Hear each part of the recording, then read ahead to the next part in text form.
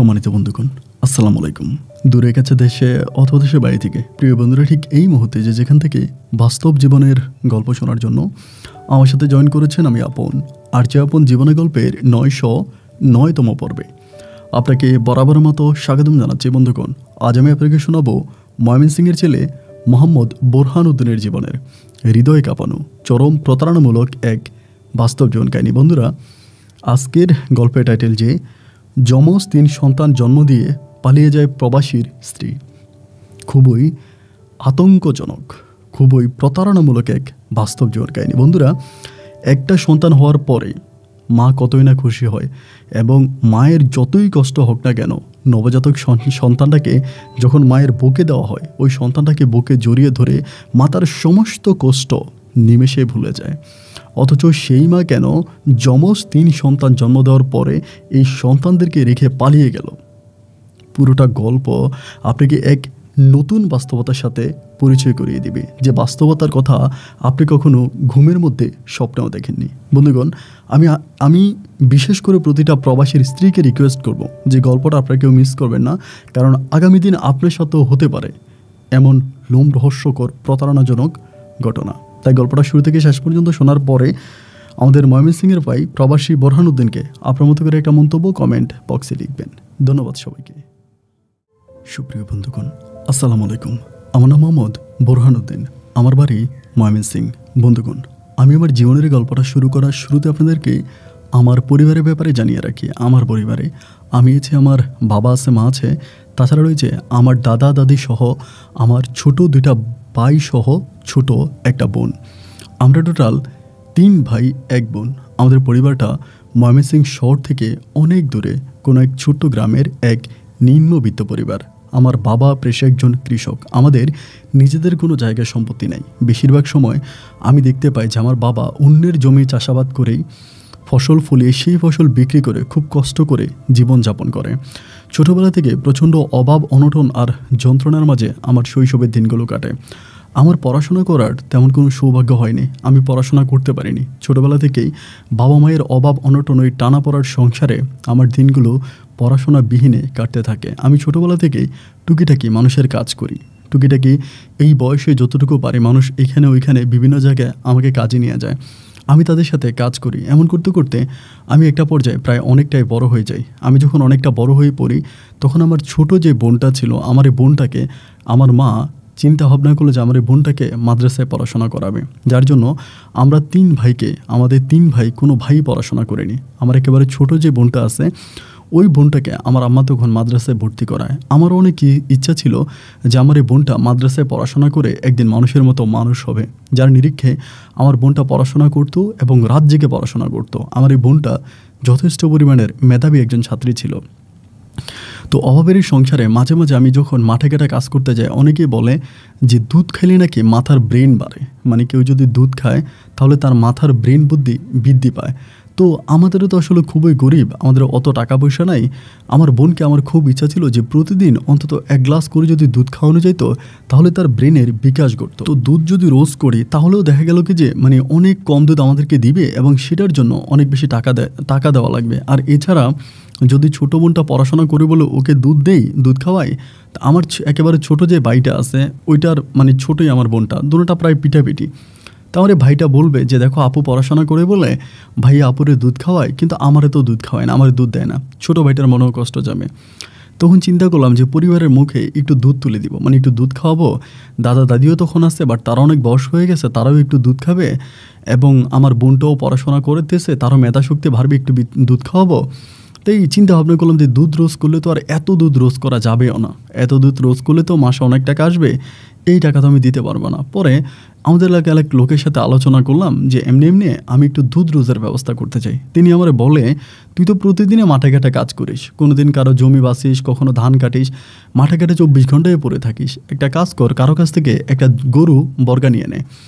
একটা গরু যদি কারো কাছ থেকে বাগা নিস তাহলে ওই গরুটারে তুই লালন পালন করবি, বড় করবি এবং একটা পর্যায়ে এই গরুটা যদি দুধ দেয় তাহলে সেই দুধ তুই তোর পরিবারের মানুষকে খাওয়াইতে পারবি।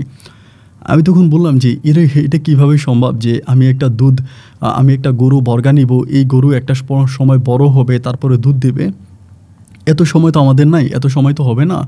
তো আমাকে বলো আচ্ছা ঠিক আছে, আমি আশেপাশে দেখি যে কেউ কোনো গরু বাছুর সহ দেয় কি না, যদি এরকম বা বাছুর পেটে আছে এরকমও যদি কোনো গরু পাই, তাহলে আমি তোরে বলবো যে এই গরুটা তুই বর্গা হিসাবে নে, মানে গরুটা তুই লালন পালন করবি এবং যখন এটা দুধ দেবে, দুধ তুই বিক্রি করবি, বাচ্চা হওয়ার পরে একটা দাম নির্ধারণ করে অর্ধেক টাকাও তুই পাবি এবং গরুটা যার সে অর্ধেক টাকা দেবে, মানে এটাকে বাজারে উঠাবে, দাম নির্ধারণ করা হবে, সেই দামের অর্ধেক টাকা তোকে দিবে, মানে গরুর বাচ্চা এটার অর্ধেক টাকা তোকে দিবে, অর্ধেক টাকা উনি নিয়ে যাবে আর গরুর দুধ তুই ফ্রিতে খেতে পারবি। আমার ওই এলাকার লোকজন আমাকে তো ভালো একটা আইডিয়া দিল। আমি তখন চিন্তা করলাম যে বাহ, তাহলে তো আইডিয়াটা অনেক চমৎকার, এটাই করা যায়। এবার আমি খোঁজাখুঁজি শুরু করলাম যে কোথায় এরকম গরু পাওয়া যায়। বরগাতে গরু পাওয়া যায়, বাগাতে গরু পাওয়া যায়, বিভিন্ন জায়গায় খুঁজতেছি, বাট কোথাও আসলে এরকম কোনো গরু পাওয়া যাচ্ছে না। এমনভাবে প্রায় মাসখানিক পরে হঠাৎ করে নীলার মা বলে একজন মহিলা আছে, মানে তিনার আমাদের গ্রামের পাশেই গ্রামটাই হচ্ছে ওনার বাড়িতে আমি কাজ করতেছি।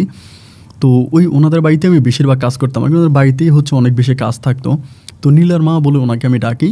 তো ওনার বাড়িতে কাজ করার অবস্থায় আমি দুপুরে কাজ করতেছি, আমাকে মাঠে যা বলতেছে, বোরহান একটা কাজ কর, এই কাজ এখন করা লাগবে না, আমার ভাইয়ের বাড়িতে একটু যা, আমার বাপের বাড়িতে একটু যা, গিয়ে আমার ভাই একটা গরু দিবে আর একটা বাছুর দেবে, গরু আর বাছুরটা নিয়ে উনি নীলার মা আমাকে বলতেছে। তো উনি যখন আমাকে এটা বললো, আমি তখন দুপুরবেলা কাজ বন্ধ করে ওনার বাপের বাড়ির দিকে রওনা দিলাম। ওনার বাপের বাড়ি মোটামুটি বেশ দূরেই আছে। 3টার দিকে ওখানে পৌঁছাইলাম, তারা আমার খাওয়া দাওয়া দিল। খাওয়া দাওয়া করে একটা বাছুর আর একটা গরু নিয়ে, মানে দুধওয়ালা গরু নিয়ে তখন আমি হাঁটতেছি। মনে মনে চিন্তা করতেছি, এরকম একটা গরু যদি পাইতাম, তা এই গরুটারে পাইলা আমার বোনের দুধ খাওয়াইতে পারতাম, বা আমার একটু একটু করে আধা গ্লাস বা 1 কাপ করে দুধ খাওয়াইতে পারতাম। এরকম একটা চিন্তাভাবনা তখন মনের ভিতরে কাজ করতেছিল। তা গরুটা নিয়ে তখন বাংলার মিঠো পথ ধরে হেঁটে হেঁটে আসতেছি, প্রায় সন্ধ্যার দিকে বাড়িতে এসে পৌঁছাইছি। সন্ধ্যে আসার পরে উনি তখন আমরা বলতেছে যে বোরহান একটা কাজ কর, গরুটা তোদের বাড়িতে নিয়ে যা, কারণ আমাদের বাড়িতে তো রাখার জায়গা নেই, এখন দেখা যায় কই রাখবো, রাতের বেলায় চোরে নিয়ে যায়, তুই তো সারা রাতেই সজাগ থাকিস, গরুটা তুই তোর বাড়িতে নিয়ে যা। এই কথা বলার পরে আমি তখন বললাম যে আচ্ছা ঠিক আছে, যেহেতু উনি আমাকে বললাম, আমি তখন গরু নিয়ে আমি আমার বাড়িতে চলে আসলাম। আমার বাড়িতে এসে মা তখন গরু দেখে অনেক খুশি হলো, কি এই গরুটা কোত্থেকে আনলি, এই সে অনেক কথাবার্তা বলতেছে। আমি বললাম এটা নীলার মার গরু, ওদের বাড়িতে রাখার জায়গা নেই, এই জন্য আমাদের বাড়িতে নিয়ে আসছি। তো গরু তখন উঠের মধ্যে বাঁধলাম, বাঁধার পর আমার আব্বা তখন গরুটা পাহারা দিচ্ছে। সারা রাতে আব্বা গরু পাহারা দিল। সকালবেলা আমি তখন কী করলাম, গরুর জন্য ঘাস কাটতে গেলাম, যে ওনাদের কটা ঘাস কেটে দিই, ঘাস টাস খাওয়াই, তারপর ওনার বাড়িতে গরুটা দিয়ে আসবো। আর ওই দিন আমার কোনো কাজ ছিল না, কোথাও কোনো কাজ ছিল না, কাজের ছিল না, যার জন্য আমি সারাটা দিনে ফ্রি আছি। তাই ঘাস কাটার পরে গরুটারে ঘাস খাওয়াইতে আসি। ওই সময় নীলার আম্মা তখন আমাদের বাড়িতে আসছে, আইসে দেখতেছে গরু একেবারে মানে সবুজ ঘাস খাচ্ছে, খুবই মজা করে। দেন আমাকে তখন বলতেছে যে কী রে, ঘাস কেটে দিল কে? আমি বললাম যে কাকি আমি ঘাস কেটে আনছি, আজকে তো আমার কোনো কাজ নাই, ভাবলাম কয়টা ঘাস কেটে আনি। উনি আমরা বলে বাহ, তুই তো খুব সুন্দর করে গরুটারে যত্ন করে রাখছিস এবং ঘাসও খাওয়াইতে আসিস, একটা কাজ করে গরুটাতে রেখে দে, এমনি আমার বলে। আমি তখন বললাম যে চাচি এটা কী কথা বলেন, গরু রেখে দিব, কোন হিসাবে গরু রাখবো? তা আমার বলে হিসাব টিসাব নাই, তুই গরুটার পাল। আমার ভাই এই গরুটা আমি কিনে দিছি অনেক বছর আগে, ও আমার টাকাও দেয় না, পয়সাও দেয় না, এখন ওই গরুটারে বিক্রি করে দিবি, এরকম একটা খবর আমি পাইছি, যার জন্য গরুটা আমি তোর দিয়ে নিয়ে আসছি। ও গরুটা বিক্রি করে দিলে তো আমার সবই চাইতো। গরুটারে তুই লালন পালন কর, বড় কর, এবং বাছুরটা যখন বড় হবে, বাছুরটা বাজারে উঠাইলে যেই দাম বলবে এই দামের অর্ধেক টাকা তুই নিয়ে যাইস। মানে আমার ওই এলাকার মানুষ কিছুদিন আগে যে কথাটা বলছিল, একই কথা তখন নীলার আম্মু বলতেছে। আমি তো এরকম একটা গরু মনে মনে খুঁজতে আছি। আমি তখন বললাম যে চাচি আলহামদুলিল্লাহ, আপনি যদি দেন আমি আছি, আমার বাবাও ফ্রি আছে, আর আমার ছোটো ভাই 2টা আছে, ওরাও ফ্রি আছে, আমরা ঘাস টাস খাওয়াইয়া গরুটারে লালন পালন করবো, বড় করবো, বাছুর বিক্রি করার দরকার নেই, বাছুরটা বড় হইলে বাছুরটা আপনি আমাদের দিয়ে না, আমি আপনার অর্ধেক টাকা দিয়ে দিবনি। উনি বলে তাহলে যা, বেশ ভালোই হলো, গরুটাতে রাইখা দে। এই বলার পর তখন নীলার আম্মু চলে গেল। আমরা তখন গরুটারে ভাই খুব পাহারা দিতেছি, খুব যত্ন করতেছি। আমার ছোট যে 2টা ভাই আছে, আমার বোন আছে, তারা এই মনে হয় যেন 8 থেকে 9 ঘন্টা এই গরুর পেছনে সময় দেয়। আমার ভাই 2টা গরুটাকে মাঠে নিয়ে যাবে, একেবারে যেখানে ঘাস আছে ভরপুর ঘাসের মধ্যে ছেড়ে দিবে, এবং গরুটা খুব মজা করে ঘাস খাবে, আবার গরুটারে বাড়িতে না বাঁধবে, গরুটার যাতে ঠান্ডা না লাগে। এই জন্য আমার আব্বা প্লাস্টিকের দিয়ে আপনার ঘরটাকে এত সুন্দর করে বানাইছে। ইভেন গরুর গায়ে দেওয়ার জন্য আমার আব্বা যে পাটের বস্তা আছে, ওই পাটের বস্তাকে সেলাই করছে, গরুকে কোটের মতো করে গায়ে দিয়ে দেওয়ার জন্য। খুব যত্ন করতেছে আমার আব্বা গরুটার জন্য, অনেক যত্নার্থী করতেছে, গরুটাকে পছন্দ করতেছি। গরুও দুধ দিতে আছে, মাশাআল্লাহ অনেক ভালো দুধ দিতেছে। আমরাও তখন খুব মজা করে পরিবারের সবাই দুধ খাচ্ছি, আলহামদুলিল্লাহ। এরকম করে দিনা রাতগুলো কাটতে কাটতে একদিন এক রাতে হঠাৎ করে আমার আব্বা মানে ওই দিন রোজা রাখবে আমার আব্বা, মানে রোজা রাখে আর কি শুক্রবারে। তো বৃহস্পতিবার রাতেবেলা আমার আব্বা যখন ঘুম থেকে ওঠে, ওইটা হঠাৎ করে আমার বলতেছে, কিরে ঘরে তো গরু নেই। আব্বা দিছে চিৎকার, আব্বার চিৎকারের লাগে আমি তখন লাফ দিয়ে ঘুম থেকে উঠলাম, মা উঠলো, সবাই উঠলাম, উঠে যে দেখছি গোয়াল ঘরে আর গরুটা নাই, দরজাটা খোলা। এর মধ্যে গরুটা প্রায় 1-1.5 মাসের মতো আমাদের কাছেই ছিল, 1-1.5 মাস পরে গরুটা নাই। তা গরুটা নাই হওয়ার পরে আমার মানে খুবই খারাপ লাগে কাজ করতেছে। আমি তো গরুটা কিরে, গরুটা কই গেল, গরুটা তো এখানেই ছিল, গরুটা গেল কোথায়?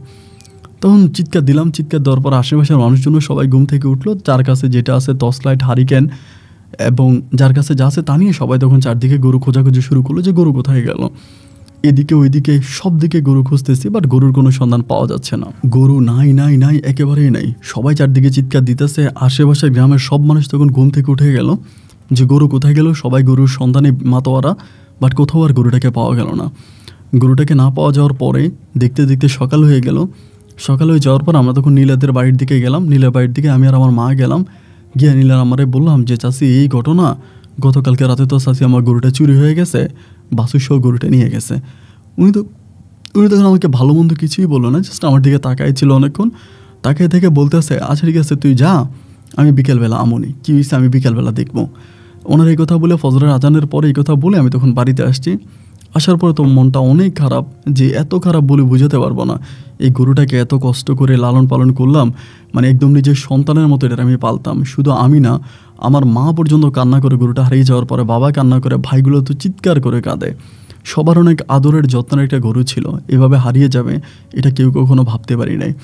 সবাই কান্নাকাটি করতেছি। বিকেলে প্রায় আসরের নামাজের পরে তখন নীলার আম্মা আমাদের বাড়িতে আসে। তো নীলার আব্বা কিন্তু ওই সময় বিদেশে থাকতো, উনি বিদেশে থাকে, তো উনি আর ওনার মেয়ে বাড়িতে থাকে এবং ওনার আরও 2টা মেয়ে আছে, ছোটো মেয়ে আছে।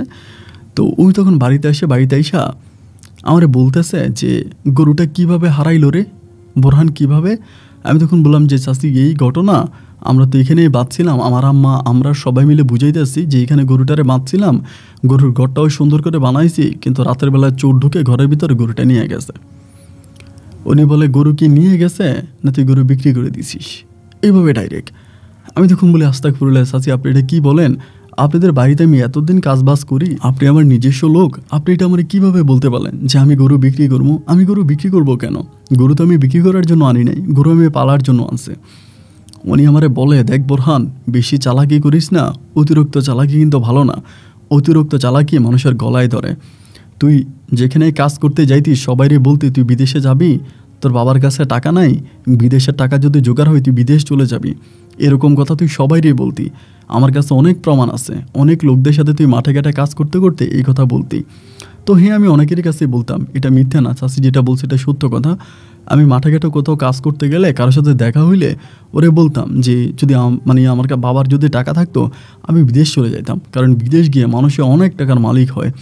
সবাই লক্ষ লক্ষ টাকা ইনকাম করতেছে, বিদেশের বাড়িতে সবাই অনেক ভালো আছে, সবার অনেক টাকা পয়সা। তা আমি যদি বিদেশ যাইতে পারতাম তাইলে আমি অনেক বেশি টাকার মালিক হইতাম। এই চিন্তা ভাবনাটা তখন আমার মাথায় কাজ করতেছিল। বাট এটা আমি এমনিই সবার কাছে বলতাম, অত সিরিয়াসলি না, এমনি বলতাম যদি বিদেশ যাইতে পারতাম এরকম। বাট এই জিনিসটাকে ইস্যু করে বা এই জিনিসটাকে পুঁজি করে চাচি যে এসে আমাকে এইভাবে ধরবে, এটা আমি কখনো স্বপ্নেও চিন্তা করতে পারি নাই। আমি তখন বললাম যে চাচি, আপনার কথার মধ্যে সমস্যা আছে। আমি তো এই কথাটা এমনি সবার কাছে বলতাম, এটা তো আসলে আমি মন থেকে বলতাম না। আর মন থেকে আমি এই কথা বলবো বা কেন, আমি মন থেকে এটা বলতাম না, আমি এমনি দুষ্টামি করে সবারই বলতাম যে আমার বাপের যদি টাকা থাকতো তাহলে আমি বিদেশ চলে যেতাম, বিদেশে গিয়ে আমি অনেক বড়লোক হইতাম। উনি আমার বলে, এটাই বাস্তব যে তুই পরিকল্পনা করে গরুটা আমার বাড়ি থেকে আনছিস এবং গরুটা রাইখে দিছিস, রাখার পরে তুই গরুটারে বিক্রি করছিস, এখন তুই বিদেশ যাবি, গরু বিক্রির টাকায় তুই বিদেশ যাবি, এটা হচ্ছে পরিকল্পনা। তো যাই হোক, এত কথা না, আমি কোনো কথা শুনতে চাই না, তুই আমার গরু হারাইছস, তুই আমার গরু বাছুর সহ দিবি। মানে আমাদের পারিবারিক অবস্থাটা তখন এরকম ভাই, আমাদের মানে পরিবারে 2000 টাকাও কিন্তু জমা নাই, হচ্ছে আমাদের বাড়িতে 2000 টাকা আছে এরকমও নাই, বা আমাদের কোনো বন্ধকে জমি আছে তাও নাই, এবং আমাদের মাঠে ঘাটে যে আমাদের নিজস্ব কিনা কোনো সম্পত্তি আছে এটাও কিন্তু নাই। আমাদের একমাত্র সম্পত্তি আমাদের ঘর ভিটা, এবং ঘর ভিটা ব্যতীত আমাদের কোথাও 1 তোলা সম্পত্তিও নাই। এখন চাচি যখন আমার এইভাবে চাপ দিল যে তুই বের করবি, তুই জানস এই টাকা কই, জমি কই, এই কি বলে গরু কই, বাচ্চা কই, তুই বের করবি, আমি এই কথা জানি না।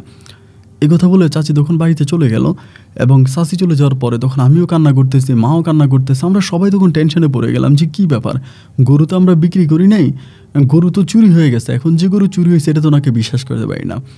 পরের দিন সকালবেলায় আমাদের এলাকার মাতবার আমাদের বাড়িতে, মাতবার সাহেব এসে আমার ডাক দিল, আব্বার ডাক দিল। আমরা তখন উঠছি ঘুম থেকে, ওঠার পরে বলতেছে এই ঘটনা, নীলার আম্মার গরু বলে তোমাদেরকে বাগা দিছিল, গরু নাকি তোমরা চুরি করে বিক্রি করে ফেলছো। আমি তখন বললাম যে কাকা, গরু চুরি করে বিক্রি করবো কি, গরু তো ঘরের মধ্যেই বাঁধা ছিল, রাতের বেলা চোর এসে গরু নিয়ে গেছে। উনি আমারে বলে যাই হোক, নীলার আম্মা দরবার ডাকছে, আজকে সন্ধ্যার পরে দরবার, এখন দরবারের মধ্যে তুই হাজির হবি, তোরে দরবারের মধ্যে ডাকাইছে। তা আমার আব্বা বলে আচ্ছা ঠিক আছে, দরবার যেহেতু ডাকছে দরবারে আমরা যাব। সন্ধ্যার পরে আমি, আমার ছোট ভাই, আমার বাবা মিলে তখন দরবারের মধ্যে গেলাম। আমাদের বাড়িতেই দরবার ডাকা হয়েছে, মানে পাশের বাড়িতে আর কি, আমাদের এলাকাতেই। তা দরবারে ওখানে গেছে, যাওয়ার পরে তখন আমাকে জিজ্ঞেস করা হলো যে ঘটনাকে। আমি তখন বললাম যে এই ঘটনা আমাদের গ্রামের সব মানুষে জানে।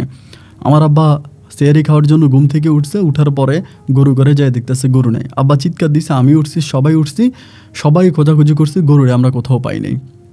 আমি তখন ফজর আজানের পরে নীলার আম্মার কাছে গিয়ে বলেও আসছি যে চাচি গরুটারে পাওয়া যাচ্ছে না, ওনাকে আমি এটা বলছি পর্যন্ত, আপনি জিজ্ঞেস করেন। তো এরপর উনি আবার বিকেলবেলায় আমাদেরকে এই ধরনের কথাবার্তা বলছে, এখন তো আপনি দরবারে ডাকলেন। তারপরে মাতবার সাহেব নীলার আম্মাকে জিজ্ঞেস করে যে নীলার আম্মা, না আপনি বলেন যে কি ঘটনা, কি আপনার গরু কী হয়েছে। পরে তিনি বলে গরুটা আমার ভাইয়ের বাড়িতে ছিল, আমার বাইরের বাড়ি থেকে আমি ওরে দিয়ে আনাইছি, আনানোর পরে গরুটা আমি ওর বাড়িতে দিছি। কিন্তু গরুটা ওর বাড়িতে দেওয়ার পরে ও মানে গরুটা পাওয়ার পরে গরুটা ঘাস খাওয়ানো শুরু করছে, অনেক যত্ন করা শুরু করছে। তা আমার ভিতরে তো মনে হলো যে ও ভালো মানুষ, ও নিয়ত ভালো, আমি এটা মনে করি ওরা আমি গরুটা দিয়ে দিলাম যে যা গরুটা তুই লালন পালন কর, গরুটা বড় হোক এবং এটার দুধ তোরা খাইতে পারবি। গরিব মানুষ, ওরা তো আসলে দুধ রোজ করে খেতে পারবে না, এই জন্য আমি এই কথাটা বললাম ভাই, আমার নিজের সরল মনে কথাটা বললাম। এখন গরুটাও যেদিন নিয়েছি ওই দিন থেকেই আমার সবাই বলা বলি করতেছে এই বোরহান কিন্তু গরু বিক্রি করে ফেলবে, বোরহান গরু বিক্রি করে ফেলবে, এটা কিন্তু অনেকে আমার বলতেছে। বাট আমি এটা বিশ্বাস করি না, কারণ ছেলেটার আমি অনেক বিশ্বাস করতাম। আমাদের বাড়িতেও দীর্ঘদিন কাজ বাজ করে, আমার সাথে সম্পর্ক ভালো, আমাকে সাসি আম্মা বলে ডাকে, জান দিয়ে দেয়। তা আমি ভাবলাম যে ও ছেলেটা ভালো, এই জন্য আমি গরুটা দিয়ে রাখছি। কিন্তু ও মূলত গরুটা রাতের বেলায় ওর বাবা মিলে গরুটা হয়তো অন্য কোথাও পাচার করে দিছে, বিক্রি করে দিছে। এখন দিনের বেলায় এই ধরনের নাটক তারা বাপ ছেলে মিলে সাজাইছে। আর এই কথা যদি আপনার বিশ্বাস না হয়, উনি কয়েকজন ছেলেকে ডাক দিল যারা আমার সাথে মাঠে কাজ করে, ওদেরকে জিজ্ঞেস করলো যে এই তোরা বল। এবার আমার সাথে যারা মাঠে কাজ করতো তারা এবার সবাই বলতেছে হ্যাঁ ভাই, এই মাদবর সাহেব ঠিকই আছে, আমাদের সাথে বোরহান যখন মাঠে কাজ করতে যাইতো, বোরহান সবসময় বলতো যদি তার কখনো সুযোগ হয় সে বিদেশে চলে যাবে। সে চিন্তা করে, সে বলতেছিল তার বাবার যদি সম্পত্তি থাকে বিক্রি করতো, বা কেউ লোনের উপরে টাকা দিলে নিত, সুদের উপরে টাকা দিলে নিত, সে বিদেশ যাওয়ার জন্য, তার বিদেশ যাওয়ার অনেক আগ্রহ। তাহলে আমি বললাম যে আমার বিদেশ যাওয়ার আগ্রহ কথা তো ঠিক আছে, কিন্তু এটা তো জমি, মানে অন্যের গরু বিক্রি করে না। তাই না? মাদবর সাহেব বলে তোর কোনো কথা নেই বোরহান, তুই চুপ কর। এবার মাদবর সাহেব বলতেছে কথা তো মিথ্যা না, কথা তো সত্য। এখন যুক্তি আছে, নীলার আম্মাকে অতি আগ্রহ দেখিয়ে তুমি গরুটা নিয়ে গেছো, এবং গরুটা রাতের বেলায় চুরি হয়েছে না কি হয়েছে এটা তো আমরা আর জানি না, এটা তুমি জানো বা তোমার পরিবারের মানুষরাই ভালো জানে। কিন্তু প্রমাণে যেটা বলে, মানে আমাদের প্রমাণে যেটা উঠে আসছে যে গরুটা আমরা 70% শিওর যে গরুটা তুমি বিক্রি করছো, টাকার লোভে গরুটা বিক্রি করছো বিদেশ যাওয়ার জন্য। আমি তখন বললাম যে শোনেন, টাকার লোভে আমি গরু বিক্রি করে দিয়েছি, এরপরে আমি চুরি নাটক সাজাইছি, সবই ঠিক আছে, কিন্তু আমি বিদেশ যাবো, আপনারা কি দেখবেন না? আমি যদি বিদেশ যাইতে পারি, বিদেশের টাকা আমার হয়, তখন আপনারা আমার ধরেন। তখনই নীলার মা হাসি দিয়ে বলতেছে এখন কিন্তু বোরহান আর বিদেশে যাবে না, কারণ এখন তো বোরহান বিদেশ গেলে গরু চুরিতে ও মানে ধরা খেয়ে যাবে, এই জন্য এখন আরও বিদেশে যাবে না, দেখেন টাকাটা অন্য কোথাও খাটাবে। আমি তখন বললাম টাকাটা অন্য কোথাও খাটাইলে তো আপনারা দেখবেন। মাদবর সাহেব লাল দিয়ে বলতেছে বোরহান তোমার আর কোনো কথা নাই, তুমি 1 সপ্তাহের ভিতরে, তোমাকে আজকে থেকে 7 দিনের সময় দেওয়া হলো, এই 7 দিনের ভিতরে গরুর দাম নির্ধারণ করা হলো 80,000 টাকা। 80,000 টাকা গরুর বাচ্চা সহ নির্ধারণ করা হলো, এই 80,000 টাকা তুমি দিয়ে দিবা। কিন্তু হিসাব করলে গরুর দাম 50,000 টাকাও না। ওই সময় কিন্তু গরু অতটা দাম ছিল না, আজ থেকে বহু বছর আগে। কিন্তু এই গরুর দাম তারা উঠিয়ে দিছে 80,000 টাকা। মানে নীলার আম্মার পক্ষে চলে গেছে সবাই, সর্দার মাতবর মেম্বার চেয়ারম্যান যা আছে সবাই আর কি। আমি বললাম গরুর দাম 80,000? মেম্বার সাহেব বলে হ্যাঁ গরুর দাম 80,000, 80,000 টাকাই তোমার দেওয়া লাগবে, এখানে আর কোনো কথা চলবে না, তুমি তোমার মতো চলে যাও। আমি তখন সেখান থেকে বাড়িতে আসলাম, আম্মাও তখন কান্না করতেছে, আব্বাও কান্না করতেছে, 2-3 দিন চলে যেতে আছে। মানে 80,000 টাকা আমরা দেবো কোত্থেকে? আমাদের তো গরবিটা ছাড়া আর কিছুই নেই, আমরা হয়তো এখান থেকে গিয়ে গরবিটাটা বিক্রি করে তাদেরকে দিয়ে দিতে পারবো, এইটুকুই আমাদের আছে। 3 দিন পরে নীলার আম্মা তখন ওই নীলাদের বাড়ির এক মহিলার দিয়ে আমার আম্মারে ডাকাইছে। আমার আম্মারে ডাকাইছে, ডাকাইনি আমার আম্মারে কী বলছে। রাতের বেলা আমার আম্মা আমার বাড়িতে এসে বলতেছে, বোরহান, নীলার আম্মার টাকা পরিশোধ করার সুযোগ তো একটা পাইছি, এখন এটা কি তুই গ্রহণ করবি? এটা 3 দিন পরে আর কি, দরবারে 3 দিন পরে। আমি তখন বললাম যে টাকা পরিশোধ করার কোনো সুযোগ যদি থেকে থাকে তাহলে করব না কেন, অবশ্যই করব। কী হয়েছে, কী তোমার নীলের আম্মা ডাইকে নিল, কী বলার জন্য ডাকছে, কী বলছে? আমার আম্মা বলে, বাবারে কী আর বলবো, দুঃখের কথা, আমারে তো যেটার জন্য ডাকছে এটা শুনলে তো তুই অবাক হয়ে যাবি। আমি বললাম সমস্যা নাই তো, আমার অবাক হওয়ার কী আছে, তুমি আমার কাছে বলো কেন ডাকছে, টাকা চাইছে? আমার মা বলে, টাকা চাই না, তোরে চাইছে। আমি বললাম আমারে চাইছে মানে আমারে কেমনে চাইছে? আমার মা বলে, নীলার আম্মা বলতেছে যে তাদের যে মেয়ে নীলা আছে, তুই নীলারে বিয়ে কর, যদি তুই নীলারে বিয়ে করিস তাহলে গরুর দাম দেওয়া লাগবে না, গরুর দাম আর দিতে হবে না, নীলার আম্মা সর্দার মাতবর সবাইরে বইলা এটা উঠাই নিবে। তো অনেকের মনে প্রশ্ন থাকতে পারে যে নীলাকে আমার কাছে বিয়ে দেবে কেন, আমি তো গরু চোর। আসলে নীলা দেখতে যথেষ্ট পরিমাণের কুৎসিত একটা মেয়ে ছিল, মানে আমাদের এলাকার সবচেয়ে কালো চেহারা ছিল ওর, এবং দেখতে শুনতে একেবারেই মানে অপছন্দনীয় ছিল, খাটো ছিল, মানে এক কথায় বলতে গেলে কারো পছন্দ হইতো না আর কি। ওরে বিয়ে দিতে লাখ লাখ টাকার দরকার, এমন একটা মেয়ে, মানে চেহারার শুরুতের অবস্থা খুবই খারাপ। তা আমি তখন বললাম যে মা, আমার সাথে নীলার আম্মা এই কাজটা করতে পারলো? আমার আম্মা বলে, উনি আমার এটাই ডাইকে নিল, নিয়ে বলতেছে তোমাদের প্রতি আমার মায়া লাগছে, তোমরা আসলে গরিব মানুষ, এই জায়গা থেকেই কথাগুলো তোমাদেরকে বললাম, যদি পারো তোমরা আমার এই প্রস্তাবে রাজি হও, যদি এই প্রস্তাবে রাজি হও তাহলে আমার কোনো অভিযোগ নাই, আমাকে গরুর টাকাও দেওয়া লাগবে না, গরুর কোনো কিছু দেওয়া লাগবে না, আমরা আমাদের নীলাকে তোমার ছেলে বিয়ে করলে আমি সব কিছু উঠাই নেবো বা আমরা সবাইকে বলবো। আমি তখন মারে বললাম যে ঠিক মা, কথা তো ঠিকই বলছো, রাতের বেলা একটু চিন্তা করি। আমার আম্মা বলে, চিন্তার কোনো কথা নাই, আমি নীলা আমারে হ্যাঁ বইলে আসছি। আমি বললাম মানি, তুমি হ্যাঁ বইলে এসে আবার আমার জিজ্ঞেস করতেছো কেন? মা আমার বলে, তোরে এমনিই জিজ্ঞেলাম যে তুই বিয়ের জন্য প্রস্তুতি নে, 3 দিন পরে তোর বিয়া। আমি নীলার আম্মাকে বলে আসছি আমি নীলারে বউ বানায় এই বাড়িতে নিয়ে আসবো। তখন আমি বললাম যে মা, এই কাজটা করা তো আসলে আমাদের ঠিক হবে না, মানে এটা কেন করব, এইটা আসলেই করা ঠিক হবে না। উনি মা আমাকে বলে, এখন আমরা কি করবো রে বাবা, আমরা গরিব মানুষ, এখন আমাদের তো কিছু করার নাই, উনি যেটা বলছে ওনার এই কথা শোনাই লাগবে, এখন এটাই করতে হবে, তুই আর কোনো কথা বলিস না। তখন আমার মুখের দিকে তাকিয়ে আমিও চুপ হয়ে গেলাম, আম্মার আর কোনো কিছু বললাম না। ঠিক আছে, আম্মা যেটা বলছে আম্মার কথাই রাইট। এবং 3 দিন পরে তখন এইভাবেই নীলার আম্মা সবাইকে ফোন করে বলে দিল যে গরুর হতে তোমার কোনো অভিযোগ নাই, এবং গরুর প্রতি তিনি সব কিছু উঠে নিছে, নীলাকে আমার এখন বিয়ে করতে হবে। তো 3 দিন পরে মোটামুটি পারিবারিকভাবে সবাই মিলে আনন্দ ফুর্তি করে আয়োজন করে নীলাকে তখন বিয়ে করে আমাদের বাড়িতে নিয়ে আসলাম। যেই নীলাকে আমি বউ বানায় আনছি, ওই নীলার দিকে আমি কখনো চোখ তুলেও তাকাই নাই। ওর সাথে আমার কাছে মনে হয় না যে আমি কোনোদিন ওর সাথে বসে 2 মিনিট কথা বলছি, 2 মিনিট গল্প করছি, এরকম কোনো স্মৃতি আমার মনে হয় না। মানে রাস্তাঘাটে দেখলেই ও আমারে বলতো, ভাইয়া ভালো আছেন? হ্যাঁ ভালো আছি, অতটুকুই, কিন্তু কখনোই তার সাথে আমার কথা হয় নাই, তার দিকে আমি কোনোদিন ভালো করে চোখ তুলে তাকাইও নাই। এই মেয়েটা দেখুন আমি বউ বানায় ঘরে আনছি, কিন্তু আনার পরে বাসর ঘরে আমি ঢোকার পরে নীলা তখন আমার পা ধরে সালাম করছে, সালাম করে ও কান্নাকাটি করতেছে বৈশা বৈশা। আমি তখন বললাম যে কী ব্যাপার, আজকে তোমার আমার বিয়ে হইলো, আজকে আমাদের বাসর ঘর, তুমি কান্না করতেছো কেন? ও আমাকে বলে, কান্না কেন করতেছি এটা তো আপনি বুঝবেন না, এটা বোঝার মতো ভাষা আপনার নাই, আপনি এটা বুঝবেন না আমি কেন কান্না করতেছি। আমি তখন বললাম, আমার সমস্যা নাই, আমি তো তোমার স্বামী, তুমি আমার কাছে বলতেই পারো কান্না কেন করতেছো, তোমার মনে কী এমন কষ্ট যেটার জন্য তুমি কান্না করতেছো, আমার কাছে খুইলা বলো, কোনো সমস্যা নাই। নীলা আমারে বলে যে বোরহান ভাইয়া, আপনি আমার মাফ করে দিয়েন, আমার মা আপনার সাথে অনেক বড় একটা গেমস খেলছে, অনেক বড় একটা গেমস খেলছে, এই গেমসের কথা আমি কি বলবো, কিন্তু আমার খারাপ লাগতেছে, আমি চাচ্ছিলাম কথাটা আগেই বলতে, কিন্তু বলতে পারতেছিলাম না, এবং আজকে আমি এই বিষয়টা ধরে রাখতে পারতেছি না, যার জন্য আমি আপনাদের খুবই কষ্টে আপনার এই কথাটা বললাম। আমি তখন বললাম সমস্যা নাই, তুমি আমার কাছে বলো কী হয়েছে।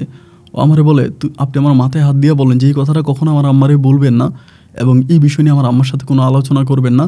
আমি তখন বললাম, আচ্ছা তোমার মাথায় হাত দিয়ে বলো, আমি তোমার আম্মাকে এই কথাটা বলবো না, তুমি চিন্তা করো না, আমার কাছে বলো। ও তখন কান্না করতে করতে বলে, দেখেন আল্লাহ আমাকে অসুন্দর বানাইছে, আমি কালো, আমি দেখতে ভালো না, আমি দেখতে সুন্দর না, সবই ঠিক আছে, কিন্তু আমি তো কোনো প্রতারক না, আমার যদি সারা জীবনও বিয়ে না হইতো আমি এতটা কষ্ট পাইতাম না, কিন্তু যেভাবে যে কাহিনী করে আমাকে আপনার কাছে বিয়ে দেওয়া হয়েছে। আমি তখন বললাম যে আসলে কি হয়েছে নীলা, আমি তোমার কথা কিছুই বুঝতেছি না, যে তুমি এটা কি বলতেছো, মানে ঘটনা কি?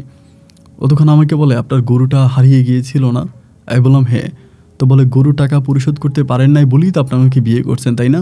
আমি বললাম হ্যাঁ, এটাও সত্যি, তোমার 80,000 টাকা দরবারিরা নির্ধারণ করেছিল, সে টাকা দিতে পারি নাই, এবং সেই টাকা না দিতে পারার কারণেই তোমাকে আমার বিয়ে করা লাগছে। আমাকে তখন বলে, জানেন বোরহান ভাই গরুটা কী হয়েছে? আমি বললাম যে না, কী হয়েছে বলো তো। ও আমাকে বলে, আমার আম্মা এই গরুটা আমার মামাকে দিয়ে আপনাদের বাড়ি থেকে চুরি করিয়েছে। আমি বললাম, মানে এটা তুমি কি কথা বলতেছো? আমাকে বলে, হ্যাঁ আমি যেটা বলেছি এটা একদম সত্যি কথা। আমার মা অনেক চালাক। আমার মা যে এত চালাক, আমার মায়ের মতো চালাক কোনো মহিলা এই গ্রামে দ্বিতীয়টা নাই। আমার মা খুবই চালাকি করে কৌশল খাটিয়ে আমার মা এই গরুটা সন্ধ্যার সময় এসে দেখতো, বিকেলবেলা এসে দেখতো গরু কোথায় বাঁধছেন, কোন জায়গায় বাঁধছেন, এগুলো দেখে আমার মা আমার মামারে আইনে দিয়ে আইছে।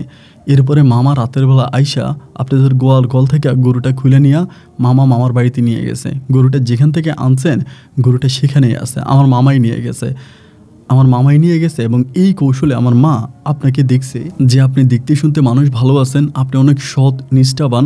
আপনার কাছে আমাকে বিয়ে দেওয়ার জন্য আমার আম্মা একটা কৌশল অবলম্বন করছে এবং আমার আম্মা এর আগেও জানতে পারছে, আমার আম্মা এর আগেও বুঝতে পারছে যে আপনি একটা গরু খুঁজতেছেন মনে মনে। আপনি অনেকের কাছে বলছেন একটা গরু যদি এরকম পাই বাছুর সহ গরুটারে আমি রাখবো, লালন পালন করব, এবং এটা যদি কেউ আমাকে এভাবে দেয় আমি নিয়ে যাব। এই কথাটা আমার আম্মার কানে আসছে আপনি যে মানুষের কাছে বলছেন। এবং কানে আসার পরে আমার আম্মা তখন আপনাকে আমার নানু বাড়িতে পাঠাইছে গরুটা নিয়ে আসার জন্য। আসলে আমার আম্মাকে আমার আম্মা গরুটা কিনে দিছে, এটা মিথ্যা কথা। এবং আমার মামা নেশা করে, মানুষ খারাপ, গরুটা বিক্রি করে ফেলবে, এগুলোও সব মিথ্যে কথা। খুব কৌশলে আপনাকে দিয়ে আমার নানু বাড়ি থেকে গরুটা আনাইছে এবং আনানোর পরে আমাদের বাড়িতে গরু রাখার জায়গা নাই এটা বলে আপনাকে ভীষণ কৌশলে গরুটাকে আপনার বাড়িতে পাঠিয়ে দিছে। এবং একইভাবে আমার সেই মামাকে দিয়েই আপনাদের গোয়াল ঘর থেকে আমার আম্মা গরুটা চুরি করিয়েছে এবং সেই গরুর টাকা পরিশোধ করতে পারেন নাই বলে আমার মতো অসুন্দর কালো কুচ্ছিত চেহারার একটা মেয়েকে আপনার মতো সুন্দর একটা মানুষের বউ বানিয়ে দিছে। আমি তখন নীলের দিকে তাকিয়ে আমি আমার নিজের চোখের পানিগুলো ধরে রাখতে পারি নাই। আমার নিজের চোখ থেকে তখন আমার মনের অজান্তে গড়িয়ে গড়িয়ে জল বেরোচ্ছে যে নীলা এইটা কি। আমি তখন বললাম যে নীলা তুমি আমার খাটের উপরে বসো, তোমার একটা কথা বলি। তোমার সব কথাই আমি মানলাম, তোমার সব কথাই আমি শুনলাম, কিন্তু তুমি সর্বশেষ যে কথাটা বললা যে আল্লাহ তোমাকে কালো বানাইছে, এই জন্য কৌশল খাটিয়ে তোমার মা তোমাকে আমার কাছে বিয়ে দিয়েছে। তুমি কি সত্যিকার অর্থে জানো যে মানুষের সৌন্দর্য কোথায় লুকিয়ে থাকে? মানুষের সৌন্দর্য লুকিয়ে থাকে তার অন্তরে, তার হৃদয়ে। তোমার হৃদয় আর অন্তরটা যে এত সুন্দর, এটা এই পৃথিবীর অন্য কোনো মেয়ের সাথে তুলনা করা যাবে না। অন্য কোনো মেয়ের সাথে তুলনা করা যাবে না যে তোমার মনটা এতটাই সরল, এতটাই সুন্দর, এতটাই পরিষ্কার। মুখের ওই সৌন্দর্য তো 2 দিন পরে নষ্ট হয়ে যাবে, চেহারা তো নষ্ট হয়ে যাবে, চামড়া কুঁচকে যাবে, বয়সের সাথে সাথে শরীরের পরিবর্তন হবে, চেহারার পরিবর্তন হবে, কিন্তু তুমি কি জানো মনের পরিবর্তন হয় না? মন সারাটা জীবনই একরকম থাকে। তোমার এত সুন্দর একটা মন যেটা আমি পাইছি, আমি বোরহানুদ্দিন তো মহা খুশি। আমার মতো এরকম খুশি তো এই দুনিয়াতে আর কেউ হতে পারে না। আমি অতি সৌভাগ্যবান।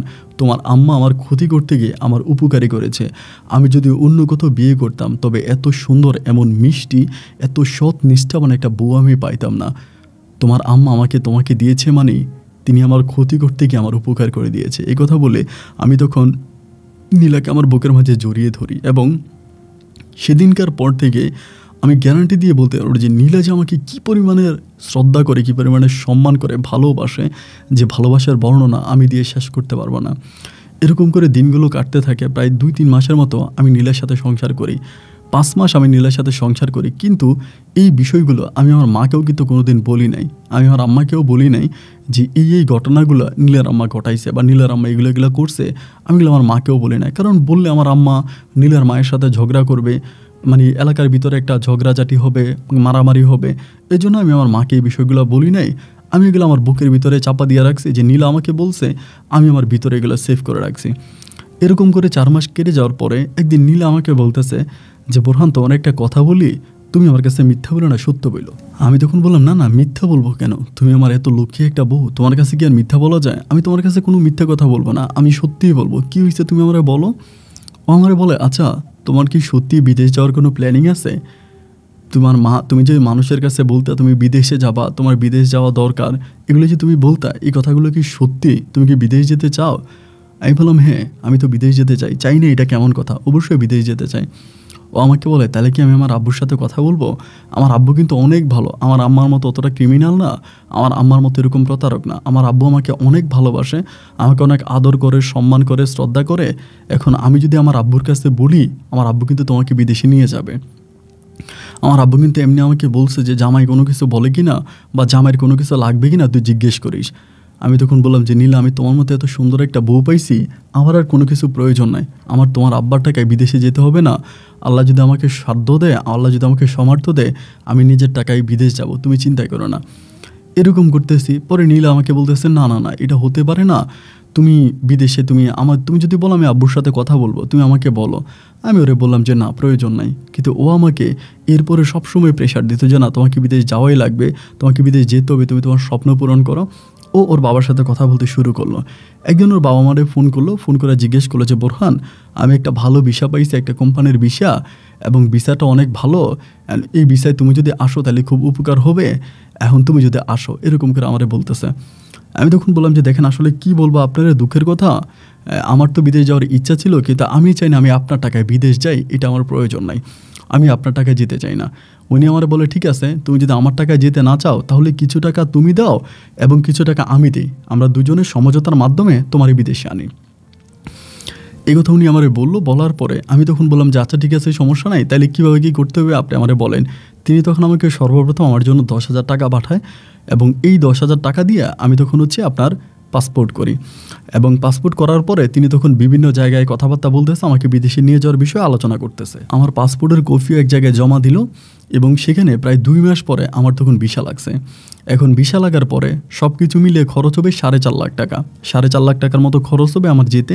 কোম্পানি ভিসা, থাকা খাওয়া সব কোম্পানির, এবং মোটামুটি বেতনের অ্যামাউন্ট অনেক ভালো, অনেক বেশি টাকা বেতন পাওয়া যাবে। তো সেখানের ভিতরে আমার ভিতরে ওই জিনিসটা কাজ করতেছে যে না, আমি নীলার বাপের সম্পূর্ণ টাকায় বিদেশে যাব না। তখন আমি নীলার আব্বারে বললাম, যাবো, আমি যতটুকু পারি, মানে আমার যতটুকু সামর্থ্য আছে, আমার সামর্থ্যের ভিতরে আমি কিছু টাকা আপনাকে জোগাড় করে দিই, এবং বাকি টাকাটা আপনি ম্যানেজ করেন, কিছু টাকা আমি জোগাড় করে দিই। উনি আমার বলা, আচ্ছা ঠিক আছে, সমস্যা নাই, কিছু টাকা তুমি ম্যানেজ করো, কিছু টাকা আমি ম্যানেজ করি, এটা আমারে বলে। তুমি চাইলে পুরোটাই আমি দিতে পারি, সমস্যা নাই। আমি বললাম যে না, আমি যদি পুরোপুরি আপনার টাকায় বিদেশ যাই, তাহলে আমার নিজের ভিতরে একটু খুঁটিনাটি থেকে যাবে যে আমি শ্বশুরের টাকায় বিদেশে গেছি, নিজে তৃপ্তি পাবো না আর কি। এবং নিজের তৃপ্তির জন্য কিছু টাকা আমি আপনাকে আমার তরফ থেকে জোগাড় করে দিতে চাই। তিনি তখন বলল, আচ্ছা ভালো কথা, তুমি তো অনেক ভালো মানুষ, ঠিক আছে, তুমি জোগাড় করে দাও। এরপরে আমি তখন 2 লাখ টাকা আমাদের যে বাড়ি ঘরগুলো আছে এগুলো ব্যাংকের কাছে বন্ধক দিয়েছি। আমাদের এলাকার যে লোকাল ব্যাংক আছে, সেখানে আমাদের স্কুল যে মাস্টার আছে, হামিদ মাস্টার আমাকে সহযোগিতা করেছে এই লোনটা পাস করানোর জন্য। তিনার আবার মেয়ের জামাই ওই ব্যাংকে চাকরি করে, তা মেয়ের জামাইরে ধরে তিনি আমাকে ব্যাংক থেকে একটা লোন করাই দিল, এবং এটা কর্মসংস্থান ব্যাংক থেকে আমি তখন এই ভিসা দেখিয়ে বাড়ির কাগজপত্র দিয়ে 2 লাখ টাকা ওখান থেকে লোন নিলাম, এবং বাকি যে 2.5 লাখ টাকা লাগলো, ওই 2.5 লাখ টাকা তখন আমাকে নীলার বাবা দিল। নীলার বাবা দেওয়ার পরে আমি তখন আলহামদুলিল্লাহ সৌদি আরবের উদ্দেশ্যে রওনা দিলাম। এখন সৌদি আরবের উদ্দেশ্যে রওনা দেওয়ার পরে সৌদি আরবে যাব, অ্যান্ড ওইখানে যাওয়ার পথে আমি এয়ারপোর্টে গেছি, মানে মোটামুটি সব কিছু ঠিক আছে, এয়ারপোর্টে গেছি। বয়স্ক একটা মহিলা, যার বয়স প্রায় 70-75 মতো হবে, এয়ারপোর্টে যাওয়ার পরে আমাদের ঢাকা এয়ারপোর্টে ওই মহিলা আমার বলতেছে, বাবারে আমার ছেলেটা বিদেশ থাকে, এখন একটা লোকের কাছে দিব বলে এই মাংস, মানে উনি বলো হাঁসের মাংস আর কি জানি উনি নিয়ে আসছে, বলে একটা ছেলের কাছে দিতাম, অ্যান্ড ছেলেটার ফ্লাইট নাকি হয়ে গেছে, আমার আস্তে আস্তে লেট হয়ে গেছে, আমার বাড়ি কুমিল্লা লাকসাম, তো আমি সেখান থেকে আসছি এখন এই মাংসটা আমার ছেলের জন্য পাঠাবো, অ্যান্ড ছেলে এয়ারপোর্টে থাকে, তুমি কোন জায়গায় নামবা? আমি বললাম রিয়াদে। পরে বলে, হ্যাঁ রিয়াদে আমার ছেলে থাকে, ওইখান থেকে এয়ারপোর্টে নামলেও তোমার কাছ থেকে এটা নিয়ে যাবে, এখন তুমি যদি কষ্ট করে জিনিসটা একটু নিয়ে যাই। তা আমি যেই ছেলেকে দিতাম ওই ছেলের ফ্লাইট হয়ে গেছে, কারণ আমার আস্তে আস্তে লেট হয়ে গেছে, রাস্তায় জ্যাম ছিল। মানুষটা অনেক বয়স্ক এবং খুবই বয়স্ক একটা মানুষ। তো ওনার এই কথা শোনার পরে উনি তখন মাংসের ইয়েটা আমার কাছে দিল, মাংসের থলিটা আমার কাছে দিল, দিয়ে বললো যেটা তুমি নিয়ে যাও, একটা ব্যাগের মতো ছিল, এটার মধ্যে কী আছে আমি কিন্তু জানি না, উনি ওকে যেটা বললো সেটাই। আমি তখন এটা নিয়ে এয়ারপোর্টে গেলাম। এই এয়ারপোর্টে গেছি, এয়ারপোর্টে যাওয়ার পরে ওইখান থেকে আমার যে ফিঙ্গারপ্রিন্ট হবে, ওইখানে ফিঙ্গারপ্রিন্টের অবস্থার ভিতরে ওইখানে মানে আমি যখন বেরোবো, সেখানে আমাকে অনেক যে ইমিগ্রেশন পুলিশ ছিল জিদ্দাতে রিয়াদে, ওইখানে আমাকে পুলিশে ধরে আমারে বলতেছে যে মানে কথাবার্তা বলতেছে, ভিসা কোথা থেকে নিচ্ছি, কোন জায়গা থেকে নিচ্ছে, এগুলো আমি আর বলতে পারতেছি না, কারণ আমার হাতের মধ্যে ব্যাগটা ছিল, ব্যাগের ভিতরে নাম্বারটা ছিল, মানে যে ছেলেকে উনি জিনিসটা পাঠাইছে ওই ছেলের নাম্বারটা আছে, ওই ব্যাগটা আমার হাতেই ছিল, ব্যাগটা আমার হাতে করে আমি নিয়ে গেছি। এবার ওই নাম্বারে পুলিশে তখন কল করছে, কল করার পর ওই ছেলে তখন রিসিভ করছে, ছেলে তখন দৌড়ে আসছে। আসার পরে ভিতরে ঢুকালো ছেলেকে, ঢুকাইয়ে বলতেছে যে এই লোককে আপনি চিনেন? বলে যে না, ওনাকে আমি চিনি না, আমার মামার জন্য কিছু পার্সেল পাঠাইছে, এটা ঢাকা এয়ারপোর্ট থেকে ওনাকে দিছে আমাকে দেওয়ার জন্য, রিসিভ করার জন্য। তো বলে তিনি তো জাল ভিসা দেশে আসছে, তার ভিসাটা তো নাই এবং এটা তো একটা ফেক ভিসা, এটা বলতেছে সেখানকার হচ্ছে ইমিগ্রেশন অফিসার। তো এই ছেলে বলতেছে দেখেন এটা তো আর আমি জানি না, এখন আমার জন্য আমার আম্মা মাংসটা পাঠাইছে, আমারে বলছি এয়ারপোর্টে থাকতে উনি আমাকে মাংসটা দিবে, নাম্বারটাও দিয়ে দিছে।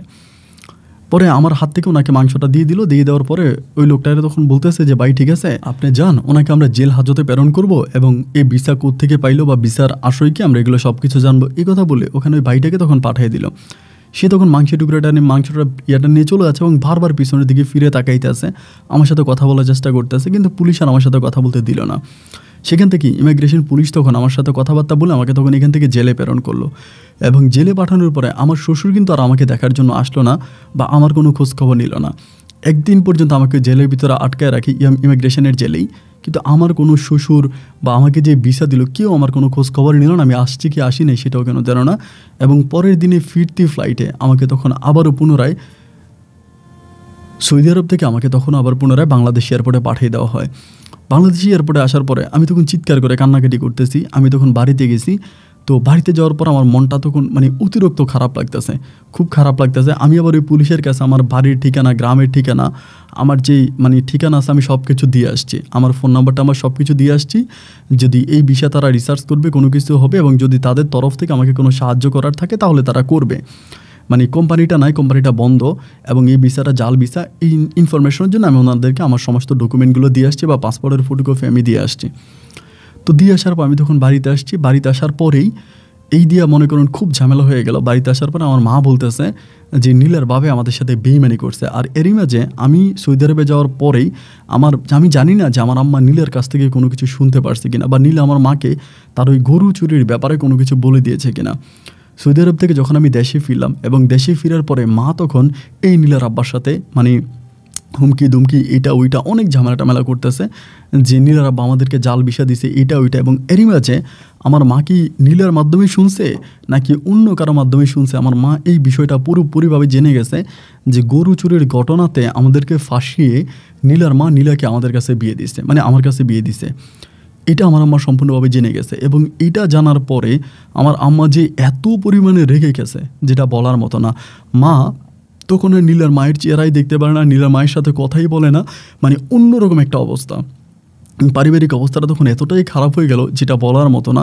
প্রায় 3টা মাসের মতো আমি বাড়িতে পড়ে আছি এবং এই 3টা মাস প্রতিটা দিন আমার আম্মা নীলার আম্মাকে মারার জন্য যায়, নীলার মা আমার মাকে মারার জন্য আসে। পারিবারিকভাবে এত পরিমাণের সমস্যা দেখা দিল যেখানে থাকার মতো কোনো অবস্থা নাই। এই কয়েকটা মাস পরে হঠাৎ করে একদিন বিকেলবেলা সন্ধ্যার একটু পরে আমাদের বাড়িতে দুজন মানুষ আসলো। দুজন মানুষ আসার পরে এই মানুষগুলো, আমি তখন ঘরে আছি, আমার ডাক দিল যে বোরহান ভাই ঘরে আছেন কি না, তখন বেরিয়ে আসছে। আসার পরে একটা লোকের আমি একটু একটু করে মনে হয় যেন কোথায় দেখেছি, এই লোকটার মনে হয় যেন কোথায় দেখেছি, খুব ভালো করে চিনতে পারতেছি না কোথায় মনে হয় দেখছি। পরে আমি বললাম যে, পরে আমার বলে ভাই আপনি ভালো আছেন, বোরহান ভাই আমার চিনছেন? আমি বললাম যে না ভাই আপনি তো চিনি নাই। বলে আমার নাম সাইফুল। আমি বললাম যে সাইফুল আমি তো চিনতে পারতেছি না। পরে আমার বলে আরে ভুলে গেছেন ভাই, আপনি সৌদি আরবে যাওয়ার সময় আমার মা আপনার কাছে একটা ব্যাগ দিছিল, মাংস দিছিল আমাকে দেওয়ার জন্য, আপনি এটা এয়ারপোর্টে আমাকে দিয়েছেন, আপনি ওখানে আটকাইছেন এবং সেখান থেকে আমি আপনি তো চলে আসছেন বা আপনি তো পরে ওখান থেকে পাঠিয়ে দিয়েছে। আমি তখন পরের দিনই বিকেলবেলা গেছিলাম ওইখানে আপনার খোঁজখবর নেওয়ার জন্য, শুনতে পারছি আপনার ফ্লাইট হয়ে গেছে। তো সেখানে আপনার একটা পাসপোর্ট কপি ছিল, আপনি ওগুলো দিয়ে আসছেন, ওই পাসপোর্ট কপিটা আমি নিয়ে আসছি ছবি উঠে, এবং সেখান থেকে আমি আপনার ঠিকানাটা বের করলাম। আমি আমার বন্ধুর বাড়িতে আসছি, ময়মনসিংহ অমুক জায়গায় আমার বন্ধুর বাড়ি। তো বন্ধুর কাছে আসার পরে আমি আপনার ঘটনাটা বললাম, বলার পরে আমার বন্ধু তখন বললো এই লোকটা বিদেশে এতগুলো টাকা মাইর খাইছে, ঠিক আছে চল ছেলেটার একটু দেখে আসি। এই কথা বন্ধুর সাথে কথাবার্তা বলে দেন আপনার আমি দেখতে আসছি। তো আপনি কেমন আছেন? আমি তখন বললাম যে ভাইরে আমি তো ভালো নাই। আমি বললাম যে আপনি আজকে আমাদের বাড়িতে থাকেন। লোকটারে বললাম, উনি বলে যে না সমস্যা নাই আমরা চলে যাব।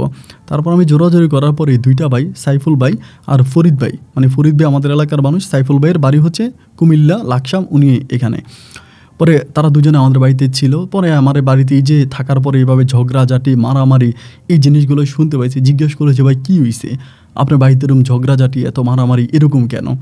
আমি তখন বললাম যে ভাই দেখেন এই ঘটনা। পরে আমার জীবনে ঘটে যাওয়া সব ঘটনাগুলো আমি তখন সাইফুল ভাইরে বললাম।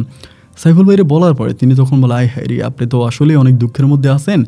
তারপরও রাতটা আমাদের সাথে ছিল থেকে উনি চলে গেছে, উনি ওনার বাড়িতে চলে গেছে। তার সপ্তাহখানিক পরে তার মা আমারে কল দিছে, মানে সাইফুল ভাইয়ের মা আমারে কল দিয়ে বলতেছে, বাবা বোরহান, তুমি আমাদের বাড়িতে এসে বেড়ায় যাও তোমার বউ নিয়ে। আমি তখন বললাম যে না না না, বা আমি বউ নিয়ে যাবো না। পরে বলে, তোমার শ্বশুরই এরকম গরুর, শাশুড়ি এরকম গরুর দিয়া তোমারে ফাঁসাই দিছে, তোমারে তার কালো মেয়েটা তোমার কাছে বিয়ে দিছে। আমার কাছে খুবই খারাপ লাগছে বাবা, তুমি অন্তত একটা দিনের জন্য হইলে আমাদের বাড়িতে আসো।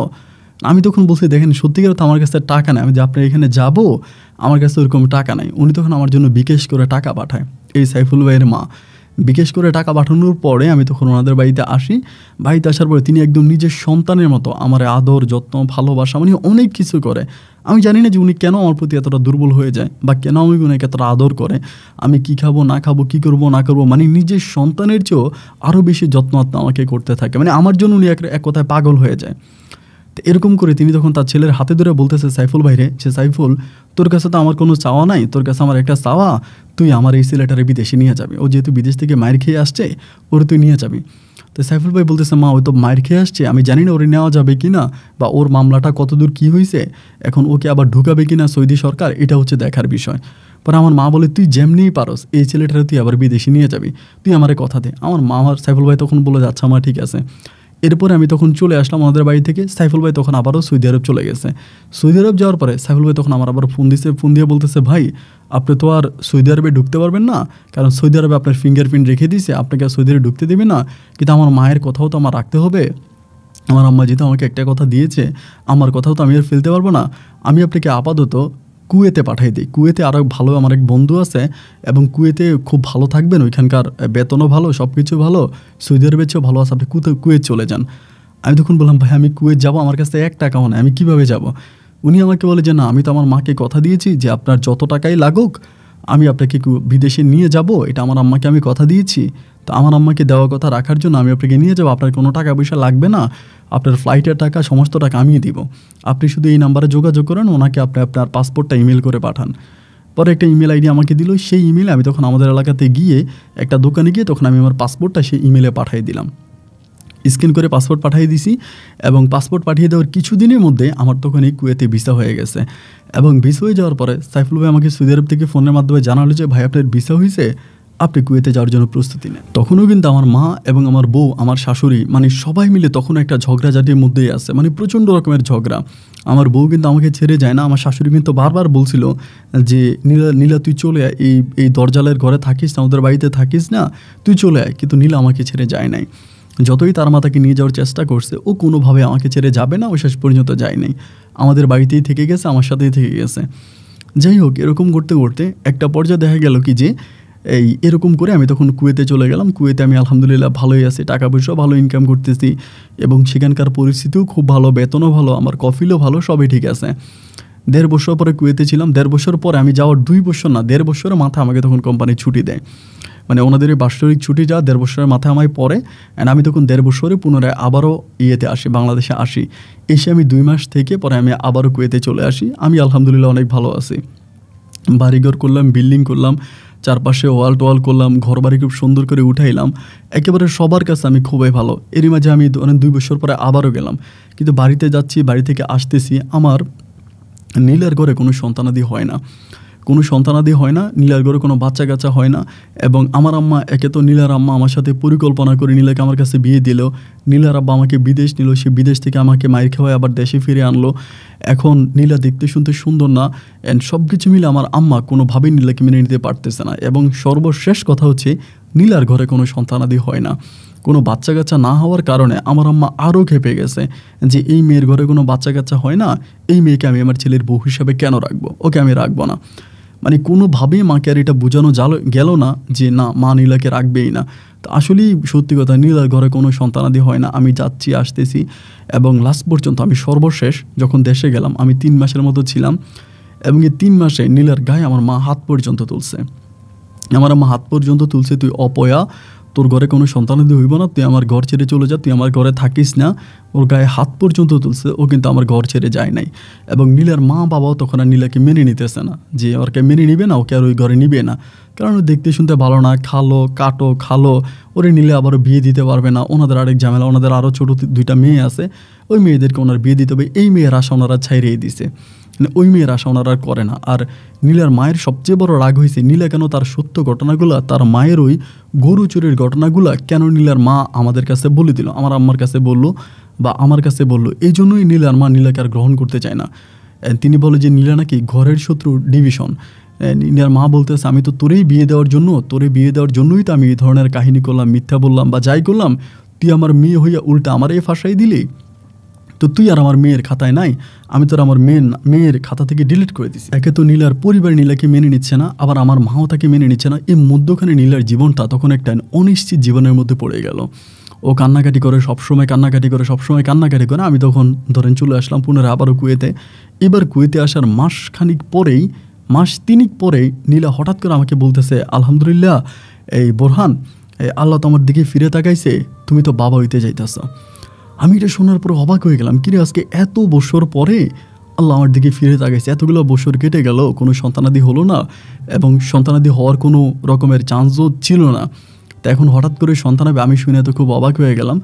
কিন্তু নীলা আমাকে কিছুদিন পরে এইভাবে আমার সাথে কথাগুলো বলার, সে আমার সাথে একটু কেন জানি আবেগ নিয়ে কথা বলে, একটু ইমোশন নিয়ে কথা বলে, এবং আমার ভিতর কেন জানি মনে হয় যে তার ভিতরে একটা অজানা কষ্ট তার মধ্যে লুকিয়ে আছে। এই কষ্টটাও প্রচার করতে চায় না, প্রকাশ করতে চায় না, কিন্তু তার ভিতরে কেমন যেন একটা চাপা কষ্ট ভিড় করতেছে। তো অ্যাকচুয়ালি আমি বুঝতে পারতেছিলাম না যে ভিতরে ওর এতটা কষ্ট কেন, বা ঘটনা কি, কেন সে এরকমটা করতেছে, আমি কিছুই বুঝি না। পাটুস খুব কান্নাকাটি করে, প্রচণ্ড কান্নাকাটি করে, এবং আমাকে বলে যে আমার জীবনে আপন বলতে কেউ নাই, এবং সব কিছু এরকম করে কাটতেছে। এমন করতে করতে বাচ্চাটা হওয়ার কিছুদিন আগে আমাকে ফোন দিয়ে বলতে আছে যে, বোরহান আমি তোমাকে একটা কথা বলবো, আমার যে সন্তান হবে এটা তুমি কাউরে জানাইও না। হঠাৎ করে আমি তখন বললাম যে, ওমা এটা তুমি কী ধরনের কথা বলো, তোমার সন্তান হবে এটা আমি কাউকে জানাবো না, মানে কেন, তার কারণ কি, এটাতে কোনো লুকোচুরি কোনো কিছু আছে কিনা, চুরির কোনো কিছু আছে কিনা। আমাকে বলে যে, না আমার যে সন্তান হবে এটা তুমি কারো কাছে বইলো না, কারো কাছে বললে আমার সন্তানগুলো বাঁচবে না। আমি তখন বললাম, এটা কী ধরনের কথা বলো, তোমার সন্তান হলে সন্তান বাঁচবে না। ও আমাকে বলে, কারণ এখানে একটা ঘটনা আছে, আমার 3টা সন্তান একসাথে হবে, মানে আমার 3টা সন্তান হবে এবং 3টাই ছেলে হবে। আমি তখন অবাক হয়ে গেলাম যে কোনো মানুষের ঘরে তো 3টা সন্তান হতে পারে না, বড় জোর আমি 2টার কথা শুনেছি, 3টা হতে পারে এরকম কথা তো আমি কোনোদিন শুনি নাই। আমি তখন বললাম যে, নীলের তুমি কি বলো, 3টা সন্তান হবে? আমাকে বলে, হ্যাঁ আমার 3টা সন্তানই হবে, কিন্তু তুমি এই কথাটা কাউকে বলতে পারবা না। এবং মার সাথে যখন কথা বললাম, নীলার গর্ভে যখন সন্তান আসলো, আমার মাও তখন নীলাকে অনেক সম্মান করতে শুরু করে, নীলার অনেক কথা শুনতে শুরু করে, এবং নীলার কথার বাইরে আমার মাও যায় না। এবং আমার মাও আমাকে একই কথা বলে যে, নীলার ঘরে যে সন্তান হবে এটা তুই দেখিস, বিদেশে কাউকে জানাইস না, এটা যত গোপন রাখবি ততই ভালো, কারণ একটা পীরের মাধ্যমে সন্তানগুলো দুনিয়াতে আসতেছে। আমি কিছুই বুঝতে পারলাম না এটা কী হলো। এরকম করে দিন আর রাতগুলো কাটতে কাটতে ঘরের মধ্যেই, মানে আমার ঘরেই নীলার গর্ভে তখন একসাথে 3টা পুত্র সন্তান হলো। আমার 3টে সন্তান হইলো, মামাকে ফোন দিয়া জানাইলো যে, বোরহান রে তোর ঘরে 3টা ছেলে হয়েছে। আমি তো ভাই এত পরিমাণের খুশি হয়েছি যেটা বলার মতো না, আমার মানে মন আনন্দে ফেটে যাচ্ছে যে আমার এত মানে 3টা সন্তান আলহামদুলিল্লাহ। কিন্তু নীলা কান্না করতেছে, মানে ওর ভিতরে কোনো সুখ নাই। এই যে 3টা সন্তান হইলো, 3টা সন্তান দুনিয়াতে আসলো, একটা মা তো অনেক খুশি হওয়ার কথা, অনেক আনন্দ পাওয়ার কথা, কিন্তু নীলার মাঝে বিন্দু পরিমাণের কোনো সুখ নাই। ও কেমন জানি একটা মানে অজানা একটা চাপা কষ্টের মধ্যে পড়ে গেল, আমার সাথে কথাও বলতে চায় না, কেমন জানি একটা অবস্থার মধ্যেও পড়ে গেছে। তাই আমি বুঝতে পারতেছিলাম না যে এরকমটা কেন করতেছে। আমি জিজ্ঞেস করলাম যে, কি হয়েছে তোমার, কোনো সমস্যা, তুমি আমার কাছে বলো, মানে তোমার ভিতরে ফোনের মাধ্যমে জিজ্ঞেস করো, আমাকে কিছুই বলে না। তা বাচ্চাগুলো হওয়ার কিছুদিন পরে আমি তখন বললাম যে আমি দেশে আসবো। কিছুদিন পরে বলতে প্রায় এই যে 20-25 দিন পরেই আমি দেশে আসবো। আমার 3টা সন্তান একসাথে হয়েছে। আমার মা কিন্তু সন্তানগুলো কাউরে দেখায় না, গ্রামের মধ্যে অনেকেই বাচ্চা দেখার জন্য আসে, এবং অনেকেই হয়তো লোকমারফতে শুনছে 3টা বাচ্চা হয়েছে, 3টা বাচ্চা দেখার জন্য মানুষ আসে, কিন্তু আমার মা বাচ্চাগুলো কাউরে দেখায়ও না, এবং এই বাচ্চার সম্বন্ধে কাউকে বলেও না, এবং নীলও একইভাবে বাচ্চাটাকে লুকিয়ে রাখছে। কিন্তু প্রায় মাসখানিক পরে আমি যখন দেশে আসলাম, আমি এয়ারপোর্ট থেকে যখন বাড়ির ভিতরে ঢুকলাম, আমার মা আমাকে রিসিভ করতে গেছে, আমার বড় ভাই গেছে, বাড়িতে আসলাম, বাড়িতে এসে দেখতেছি তিনোটাই সন্তান একেবারে পুতুলের মতো। আমি তিনটারে চুমু দিলাম, আদর করলাম, কিন্তু নীলারে দেখতেছি না। ভাবলো নীলা সম্ভবত আমাকে সারপ্রাইজ দেওয়ার জন্য কোথাও লুকে আছে। মারে বললাম যে মা নীলা কোথায়? এই কথা বলার পরেই মা তখন বলতেছে আমি তো বুঝছি না, নীলা তো গতকালকে রাত থেকে নীলাকে পাচ্ছি না। আমি তখন বললাম ও মা, এটা তুমি কি বলো? গতকালকে রাত থেকে তুমি নীলারে পাও না, তাহলে তুমি আমার আগে জানাইবা না? ও আমাকে বলো তুই এখন বিদেশ থেকে আসবি, তুই ব্যাগ লাকিস এগুলো নিয়ে আসবি, এইসবের মধ্যে আমি তোরা টেনশন দিতে চাই নাই, তোরা আমি এগুলো বলতে চাই নাই, এগুলো বললে তো তুই একটা চিন্তায় পড়ে যাবি, টেনশনে পড়ে যাবি, এই জন্য তোকে আর বলি না, তুই তো বাড়িতে আসতে এসিস, বাড়িতে আসলে জানাবি। গতকালকে রাতেও বাড়ি থেকে চলে গেছে। আমি তখন বললাম কোথায় গেছে? মা বলে কোথায় গেছে জানি না, শুধু যাওয়ার সময় মানে গতকালকে সন্ধ্যাতে আমাকে একটা কথাই বলছে, আম্মা আপনি কিন্তু ভুলেও আমার সন্তানগুলোর কথা বেশি লোকদেরকে জানাবেন না, এবং এই সন্তানগুলো কাউকে দেখাইবেন না, কাউকে দেখাইলে আমার সন্তানগুলো বাঁচবে না, সন্তানগুলো কাউকে দেখাইন না, অন্তত 6 মাস পর্যন্ত সন্তানগুলো কারো সামনে নিয়ে যায়েন না, 6 মাস পরে নিলে নিয়েন। আমি তখন নীলারে আমার মা বলতেছে যে আমি তখন নীলারে জিজ্ঞেস করলাম যে কী হয়েছে, তুমি কোথাও যাবা নাকি?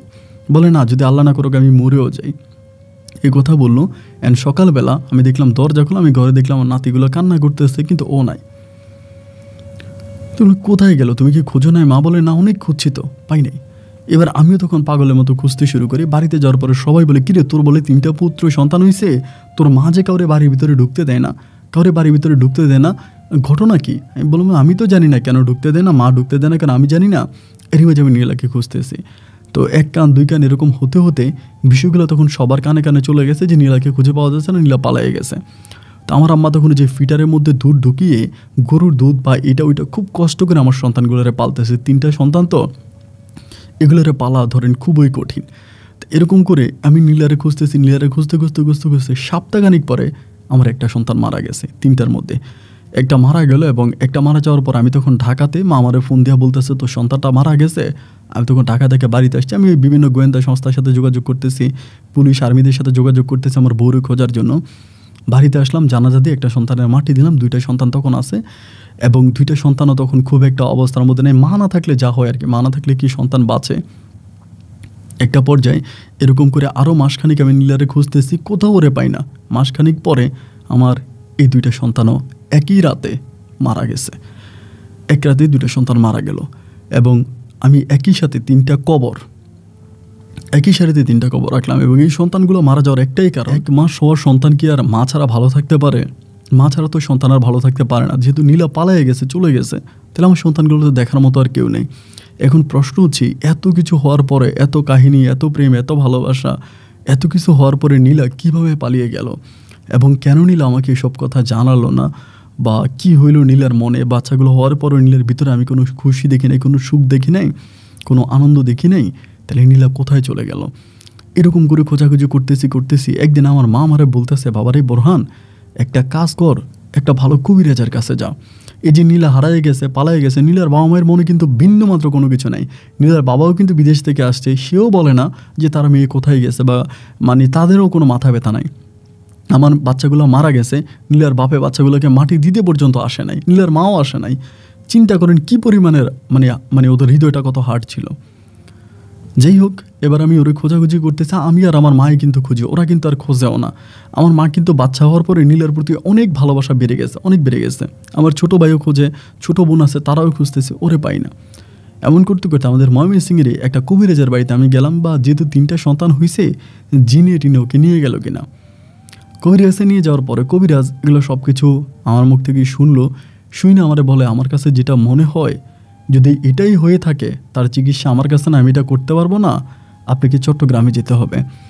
চট্টগ্রামে আমার একটা মাজারের ঠিকানা দিয়ে, আপনি অমুক মাজারে যান, ওই মাজারে আমাকে একটা ফোন নাম্বার দেয়, ওইখানে একজন পীর সাহেব আছে, সেই মাজারের পীরের সাথে আপনি যোগাযোগ করেন, তিনি আপনাকে সঠিক সিদ্ধান্ত দিতে পারবে। আপনার ঘটনা যেটা শুনলাম সেটার সমাধান তিনি ছাড়া বাংলাদেশে কেউ দিতে পারবে না। তাই আমার একটা ফোন নাম্বার দিল, দেওয়ার পর আমি তখন চিটংয়ে কবিরাজের বাড়িতে গেলাম। উনি অনেক বড় মাপের কবিরাজ, অনেক বড় কবিরাজ।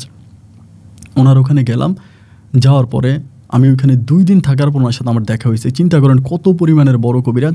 2 দিন আমি ওনার সাথে কথা বলার সুযোগ পাইনি, 2 দিন পরে সুযোগ পাইছি।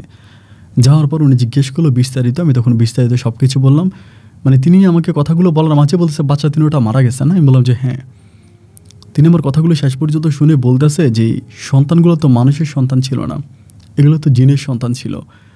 আমি তখন বললাম যে, কি বলেন, জিনের সন্তান ছিল? বলে, হ্যাঁ, এটা আপনার বউকে আপনার বউয়ের সাথে একটা চরম লেভেলের বেইমানি করা হয়েছে, যেটা আপনার বউ বুঝতে পারে নাই। তার সাথে একটা প্রতারণা করা হয়েছে, একটা দারুণভাবে প্রতারিত তার সাথে করা হয়েছে, তাকে কিন্তু নিয়ে গেছে।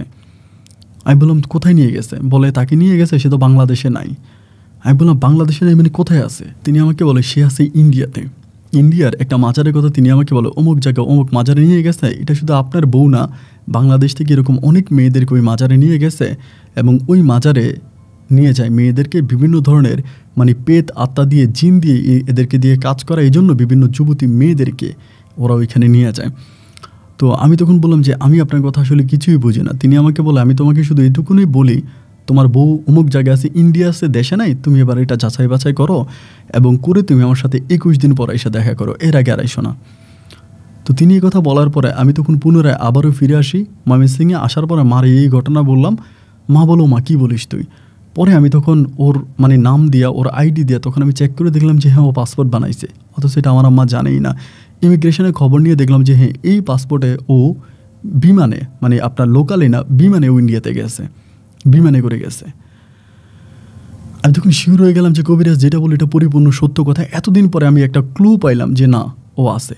21 দিন পরে আমি কবিরাজের সাথে আবার দেখা করলাম। দেখা করে বললাম যে, হুজুর, আমি তো বিদেশ থাকি, বিদেশ থেকে আসছি। তখন আমার পরিকল্পনা হচ্ছে আমি আর বিদেশে ফিরে যাব না, প্রয়োজন আমি নীলাকে খুঁজে বের করব কোথায় আছে, কোন জায়গায় আছে, বাট আমি আর বিদেশে ফিরে যাব, আমার যাই কষ্ট হোক। পরে কবিরাজ আমার বলতেছে, ও তো ইন্ডিয়া নিয়ে গেছে। আসলে বাংলাদেশে কিছু এজেন্ট কাজ করে ওই ইন্ডিয়া মাজারটার কিছু এজেন্ট কাজ করে বাংলাদেশে, যারা বিভিন্ন পীর মুর্শিদের নামে ভণ্ডামি করে বেড়ায়। তারা জিন দ্বারা কাজ করায়, তাদের যাতে কোনো বাচ্চা না হইলে তাদের কাছে গেলে তারা সন্তান দেয়, কিন্তু ওই মহিলাকে কন্ডিশন দেয় যে আপনার সন্তান হওয়ার পরে আপনি মাজারে চলে যেতে হবে 6 মাসের জন্য, 1 বছরের জন্য, বা 6 মাস 1 বছরের জন্য ওই মাজারে চলে যেতে হবে। ওই 6 মাস 1 বছর আপনি আপনার পরিবারের সাথে কোনো যোগাযোগ রাখতে পারবেন না, কোনো কিছু করতে পারবেন না। 6 বছর 1 মাস পরে আপনি ওই ইন্ডিয়ার মাজার থেকে আবার দেশে চলে আসবেন, এবং আসার পরে আপনি আপনার সন্তানদেরকে নিয়ে থাকবেন, কোনো সমস্যা নেই। কিন্তু এই 6 মাস 1 বছর আপনি আপনার পরিবারের কোনো লোকদের সাথে যোগাযোগ করতে পারবেন না। মাজারের ঠিকানা আপনাকে চলে যেতে হবে সন্তান হওয়ার পরে। যদি সন্তান হওয়ার পরে আপনি না যান, তাহলে কিন্তু আপনার সন্তানগুলো মারা যাবে, আপনিও মারা যাবেন, আপনার পরিবারের অনেক বড় ক্ষতি হবে। এই কথা বলে বিভিন্ন ধরনের কবিরাজরা এরকম প্রলোভন দেখে ওদেরকে ইন্ডিয়াতে নিয়ে যায় এবং তাদেরকে নিয়ে শয়তানের পূজা করে, যেটা জিনের পূজা বলে। শয়তানের পূজা করে তাদেরকে দিয়ে জিন হাসিল করায়, এগুলা করে। আমি তখন বললাম যে, তাইলে আমার বউ কই আছে? বলে, অমুক জায়গায় আছে, কিন্তু আপনি গেলে আপনার বউরা আপনি ওখান থেকে আনতে পারবেন না, আপনাকে মেরে ফেলবে। আপনি যেতে পারেন, তবে গিয়ে দেখেন কোনো না কোনোভাবে আপনার বউর শরীরের কোনো অঙ্গ আপনি নিয়ে আসতেন, মাথার চুল অথবা অন্তত মাথার একটা চুল হলেও যদি আপনি নিয়ে আসতে পারেন, আমি কিছু একটা করে দিতে পারবো। আমি তখন এই ঠিকানা আমাকে দিয়ে দিল, যে মাজারের ঠিকানা দিল, আমি তখন সেই মাজারের উদ্দেশ্যে রওনা দিয়ে দিলাম ইন্ডিয়াতে। এবং লিগ্যাল ওয়েতে আমি গেলাম। আমি ওই সময় প্রায় 40,000 টাকা দিয়ে ভিসা করি, ইমার্জেন্সি ভিসা করি ইন্ডিয়ার। ইমার্জেন্সি ভিসা করে আমি তখন দালাল দ্বারা ভিসা করে আমি ইন্ডিয়াতে চলে গেছি।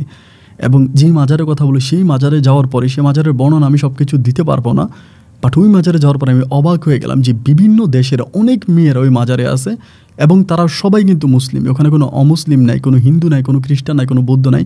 এবং সেখানে একটা মাজার আছে, মাজারের চারপাশে নামাজ পড়ে, এবং এমন কিছু পূজা ওই মাজারে করা হয় যেটার বর্ণনা আমি দিয়ে শেষ করতে পারবো না। এবং সেখানে দীর্ঘ 2 দিন ঘোরাঘুরি করার পর আমি তখন আমার বউর সন্ধান পাই। আমার বউ আমাকে চিনতে পারে না। আমি ওর সাথে কথা বলি যে, নীলা, আমি বোরহান, ও আমার চিনে না, আমার সাথে কথা বলেন। আমি ওর সাথে কথা বলার চেষ্টা করলেও ও আমার সাথে কোনো কথা বলতে চায় না, ও আমার কাছ থেকে দূরে দূরে থাকে। এবং মাজারের ওই কর্তৃপক্ষ অনেক লোক আছে, তারা ওদের সাথে আমাদেরকে মিশতে দেয় না। বাইরের লোকেরা যদি মাজার জিয়ারত করার জন্য চায়, তাদের ওই মাজারের যে খাদেম মহিলা আছে, পুরুষ আছে, তাদের কাছে যেতে দেয় না। আমি প্রায় সপ্তাহখানেকের মতো চেষ্টা করার পরে বহু কষ্টে আমি নীলার একটা চুল আমি জোগাড় করতে পারি, ওর মাথার একটা চুল আনতে পারি। তা ওর সাথে 1 মিনিট কথা বলতে গেলে মাজারের লোকের এসে ডিস্টার্ব করে, এই ইধার কিয়া বাতে, ওরকম করে দৌড়ে দেয়, আমাদেরকে কথা বলতে দেয় না। একটা চুল নিয়ে আমি প্রায় 10 দিন পর ইন্ডিয়া থেকে আবারও ফিরে আসি। ডিরেক্টলি ওই চিটাং এয়ারপোর্টে যাই, গিয়ে আমি কবিরাজের সাথে কথা বলি। কবিরাজ আমাকে বলে, আপনাকে আরেকটা কাজ করতে হবে, এটা খুবই মারাত্মক, পারবেন কিনা দেখেন। আমি তখন বললেন, কী কাজ? বলে, আপনি যে 3টা সন্তানকে মাটি দিয়েছেন, 3টা সন্তানকে যে আপনি মানে 2 পাশে তো মধ্যে একটা, 2 পাশে 2টা না? আমি বললাম যে হ্যাঁ। বলে, মধ্যে যে লাশটা মাটি দিয়েছেন, ওই লাশের দাফনের কাপড়টা আপনাকে নিয়ে আসতে হবে। আমি তখন বললাম, তুই তো এখন তো এগুলো তো মনে হয় মারা গেছে, যে বেশি দিন হয় না, এখনও তো মনে হয় ওভাবে পচে নাই লাশ তো মনে হয় ওভাবে পচে নাই। তিনি আমাকে বলে, লাশ তো নাই ভিতরে। আমি বললাম যে মানে? তিনি আমাকে বলে এগুলো তো জিনের সন্তান, এগুলো উদাও হয়ে গেছে, এগুলো নাই তো, আপনি ভিতরে কিছুই পাবেন না, ভিতরে গেলে আপনি শুধু এই ইয়েটাই পাবেন, এই দাফনের কাপড়টাই পাবেন, আর কোনো কিছু পাবেন না। আমি তখন বললাম তার মানে আপনি আমাকে বলতে হচ্ছেন যে লাশ নাই ভিতরে? উনি বললেন না, কোনো কবরে লাশ নাই, শুধু দাফনের কাপড়গুলো পড়ে আছে। এটা আপনি দিনে পারেন, রাতে পারেন, যে সময় পারেন, তবে আজানের সময়, মানে আজানের সময় আপনাকে ঢুকতে হবে। যখন আজান দিতেছে মানে এই আজানের সময় ঢুকবেন, আবার আজানের সময় আপনি এটা বেরিয়ে নিয়ে আসবেন। মানে ধরেন আশেপাশে আজান দিতেছে, কোনো একটা মসজিদে আল্লাহু আকবার করে আজান দিচ্ছে, আপনি ওই আজানের শব্দ শুনতে পাইছেন, অথবা এই কবরের পাশে যে কোনো একটা লোককে আপনি আজান দিতে বলবেন। তাও এটা কিন্তু ওই আজান হইতে হবে, কোনো একটা নামাজের আজান, হয় ফজরের সময়, না হয় জোহর, না হয় আসর, না হয় এশা কিংবা মাগরিব। ওইরকম একটা সময় লোকটা আজান দিবে, এবং আজান দিলে আজানের সময় আপনি কবরের ভিতরে ঢুকবেন, আজান শেষ হওয়ার আগে আপনি নিয়ে বেরিয়ে চলে আসবেন। আজানের পরে থাকলে আপনার সমস্যা হবে। আমি তখন বললাম যে আচ্ছা ঠিক আছে। পরে ওনার কাছ থেকে আমি তখন এই চুলটা দিয়ে ওনার কাছে অর্ধেক চুল দিলাম, বাকি অর্ধেক চুল আমি সাথে করে নিয়ে আসলাম। এনে আমি তখন বাড়িতে আসছি। আসার পরে আমাদের ওই যেখানে আমার বাচ্চাগুলোকে কবর দিয়েছে আশেপাশে তেমন কবরস্থান নাই।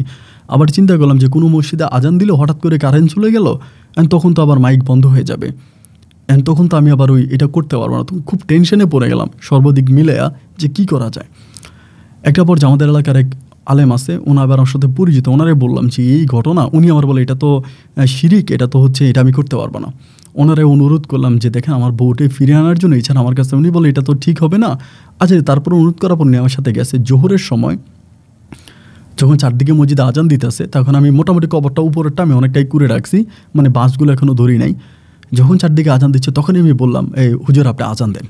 তখন হুজুর তখনই জোহরের আজানটা টান দিল। জোহরের আজান টান দেওয়া মাত্রই আমি তখন কবর খুঁড়তে শুরু করলাম। আমি তখন কবরের ভিতরে ওনারা আজান অর্ধেক পরিমাণের হইতে আমি কবরের ভিতরে ঢুকে দেখলাম যে আসলেই ভাই কবরে ওই লাশ এবং লাশের কোনো অস্তিত্বই নাই, মানে কিচ্ছু নাই।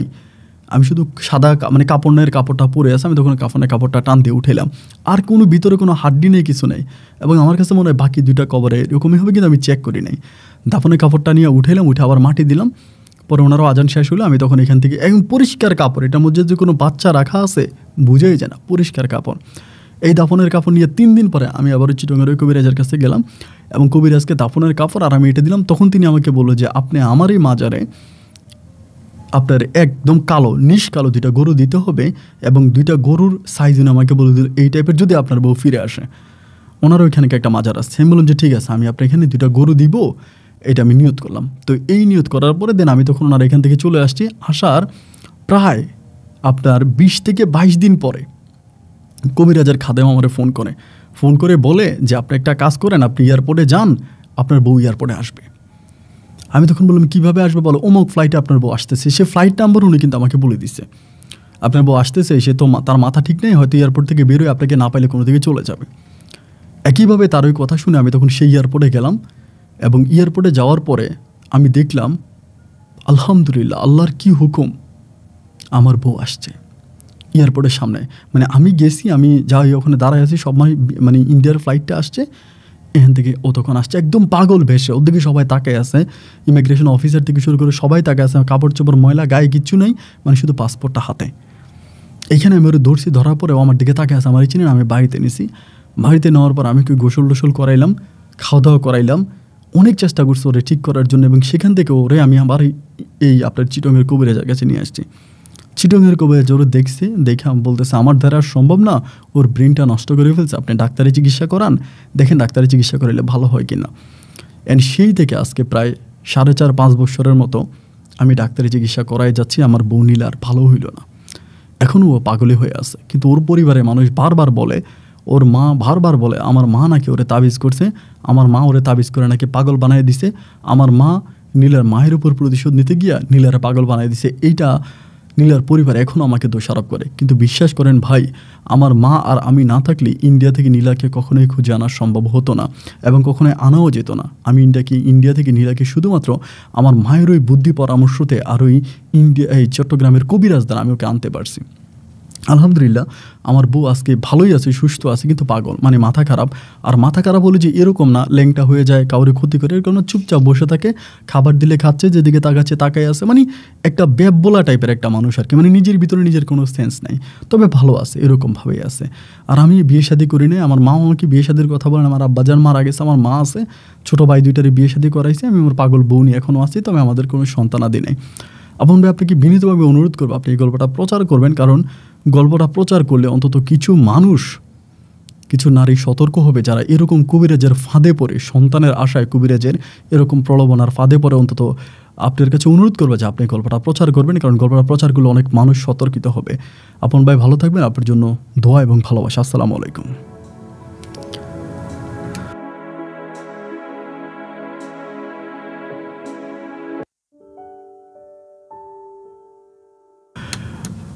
বন্ধুগণ, সবাইকে অনেক বেশি ধন্যবাদ এতক্ষণ পর্যন্ত ময়মনসিংহের ভাই বোরহানুদ্দিনের জীবনের বাস্তব গল্পটা শুরু থেকে শেষ পর্যন্ত আমার মুখ থেকে শোনার জন্য। আমি জানি না যে আমার ইউটিউব চ্যানেলটা কতদিন থাকবে বা কতদিন আমি ভিডিওগুলো আপলোড করতে পারবো। আপনারা আমার গল্পগুলো শুনবেন, কারণ যে ধরনের লাইনে আমি কাজ করি, যে ধরনের স্টোরি আমি প্রচার করি, এগুলো এত বড় বড় মাপে লোকদের বিরুদ্ধে হয়ে যায় যেটা আসলে বলার মতো না। এবং গল্প প্রচার যদি আমাকে করতে হয়, চ্যানেল যদি চালিয়ে নিতে হয়, আপনাদের কথা যদি আমাকে রাখতে হয়, গল্প প্রচার করতে হলে আমাকে এই খারাপ মানুষের এগেনস্টে যেতেই হবে, তা না হলে আমি গল্প প্রচার করতে পারবো না। তো আজকে আমি যেই বিষয়টা নিয়ে কথা বলেছি, এই বিষয়টা আমি অনেক কিছু স্কিপ করেছি বোরহান ভাইয়ের গল্পে, এবং ওই ইন্ডিয়ার মাজারের বিষয়ে অনেক কিছুই স্কিপ করেছি। হয়তো উনি আমাকে যেটুকু বলেছে তার 10 ভাগের 1 ভাগ আমি আপনাদেরকে শুনিয়েছি, মানে 100%-এর ভিতরে 10% শুনিয়েছি, বাকি 90% আমি বলি না, স্কিপ করেছি। তারপরেও ওই 10%ও হয়তো আমার চ্যানেলের অনেক ক্ষতি হয়ে যেতে পারে বা আমার অনেক ক্ষতি হয়ে যেতে পারে। তো বাংলাদেশে যে কত ধরনের এজেন্ট কাজ করে, বাংলাদেশ নয় সারা ওয়ার্ল্ডের ভিতরেই, হয়তো আমি বাংলাদেশের গল্পগুলো প্রচার করি বলে আমার এটা প্রচার পাচ্ছে, অন্য দেশেরগুলো এরকম প্রচার পাবে যদি আমার মতো অন্য দেশেও এরকম মানে রিয়েল লাইফ নিয়ে কাজ করার মানুষ থেকে থাকে। দেখেন কী পরিমাণের প্রতারিত করা হয় নারীদেরকে সন্তানের লোভ দেখিয়ে যে তুই 3 মাসের জন্য 6 মাসের জন্য ওই মাজারে চলে যাবি, এবং মাজারের যাতায়াতের খরচও কিন্তু তারা দিয়ে দেয়। ওখানে যাওয়ার জন্য যে প্লেনের খরচ, টিকিটের খরচ বা পাসপোর্টের খরচ সব কিছু দিয়ে দেবে, এবং সেখানে যাওয়ার পরে যে বলে তুই 2 মাস পরে, 3 মাস পরে, 6 মাস পরে ফিরে আসবে, কিন্তু আর আসে না, এবং কেউই আর আসে না। বোরহান ভাই হয়তো সে লিগেল ওয়েতে চেষ্টা করছে বলে তার বউকে সে আনতে পারছে, বাট এরকম অনেক মানুষকে আমি পাইছি যাদেরকে আর ফিরে আনতে পারে না। সন্তান হওয়ার পরে এরকম অনেক মাই চলে গেছে, এবং চলে যাওয়ার পরে তারা আর কখনো ফিরে আসে না স্বামীর কাছে বা পরিবারের কাছে। এই জন্য নারীদেরকে বলবো একটু সতর্ক হন, অন্তত যাই করেন পরিবারের সিদ্ধান্ত নেন, আপনার কাছের মানুষদেরকে জানান যে আমি এরকম একটা সিদ্ধান্ত নিতে যাচ্ছি, এটাতে তোমরা কি বলো। যদি বোরহান ভাইয়ের মাকে যদি নীলা জানাইতো তার শাশুড়িকে, আসলে নীলার অবস্থাটা ছিল অন্যরকম, তার আশেপাশে কেউ ছিল না, অন্তত বোরহান ভাইকেও সে জানাইতে পারতো, আচ্ছা আমি মাজারে যাচ্ছি, তুমি আমাকে পরে নিয়ে এসো। হয়তো বোরহান ভাই অনুমতি দিত না, আর বোরহান ভাইকেও বললো আসলে লাভ হতো না, কারণ ওই মেয়েটাকে এমনভাবেই বোঝানো হয়েছে যে ওই সন্তানের লোভ তার ভিতরে এমনভাবেই ঢুকিয়ে দেওয়া হয়েছে যে ওই সন্তানের লোভে সে সব ভুলে গেছে। এবং অবাক হয়ে গেলাম যে বোরহান ভাই কবর খোঁড়ার পর ওই কবরে কোনো হাড্ডি পায় নাই, কোনো কিছুই পায় নাই, এবং ওই সন্তানের কোনো তিল পরিমাণে দাগ ওই সাদা কাপড়ে ছিল না। অবাক করার মতো স্টোরি, অবাক হয়ে গেলাম আমি গল্পটা পাওয়ার পরে। যাই হোক, আমার গল্প জন্য যদি 100-এর ভিতরে একজন মানুষও সতর্কিত হন, তবে আমার গল্প প্রচার করা সার্থক। আমি যতদিন বেঁচে আছি, আমার ইউটিউব চ্যানেল যতদিন টিকে আছে, আমি এই গল্প শুনিয়ে যাব। আশা করবো আপনারা আমাকে শেষ অবধি পর্যন্ত সাপোর্ট করবেন। সবাই ভালো থাকবেন, সুস্থ থাকবেন, এই শুভকামনায় আজকের মতো এখানে বিদায়। দেখা হবে অন্য দিন অন্য কারো বাস্তব জীবনের গল্প নিয়ে। আল্লাহ হাফেজ অ্যান্ড আসসালামু আলাইকুম।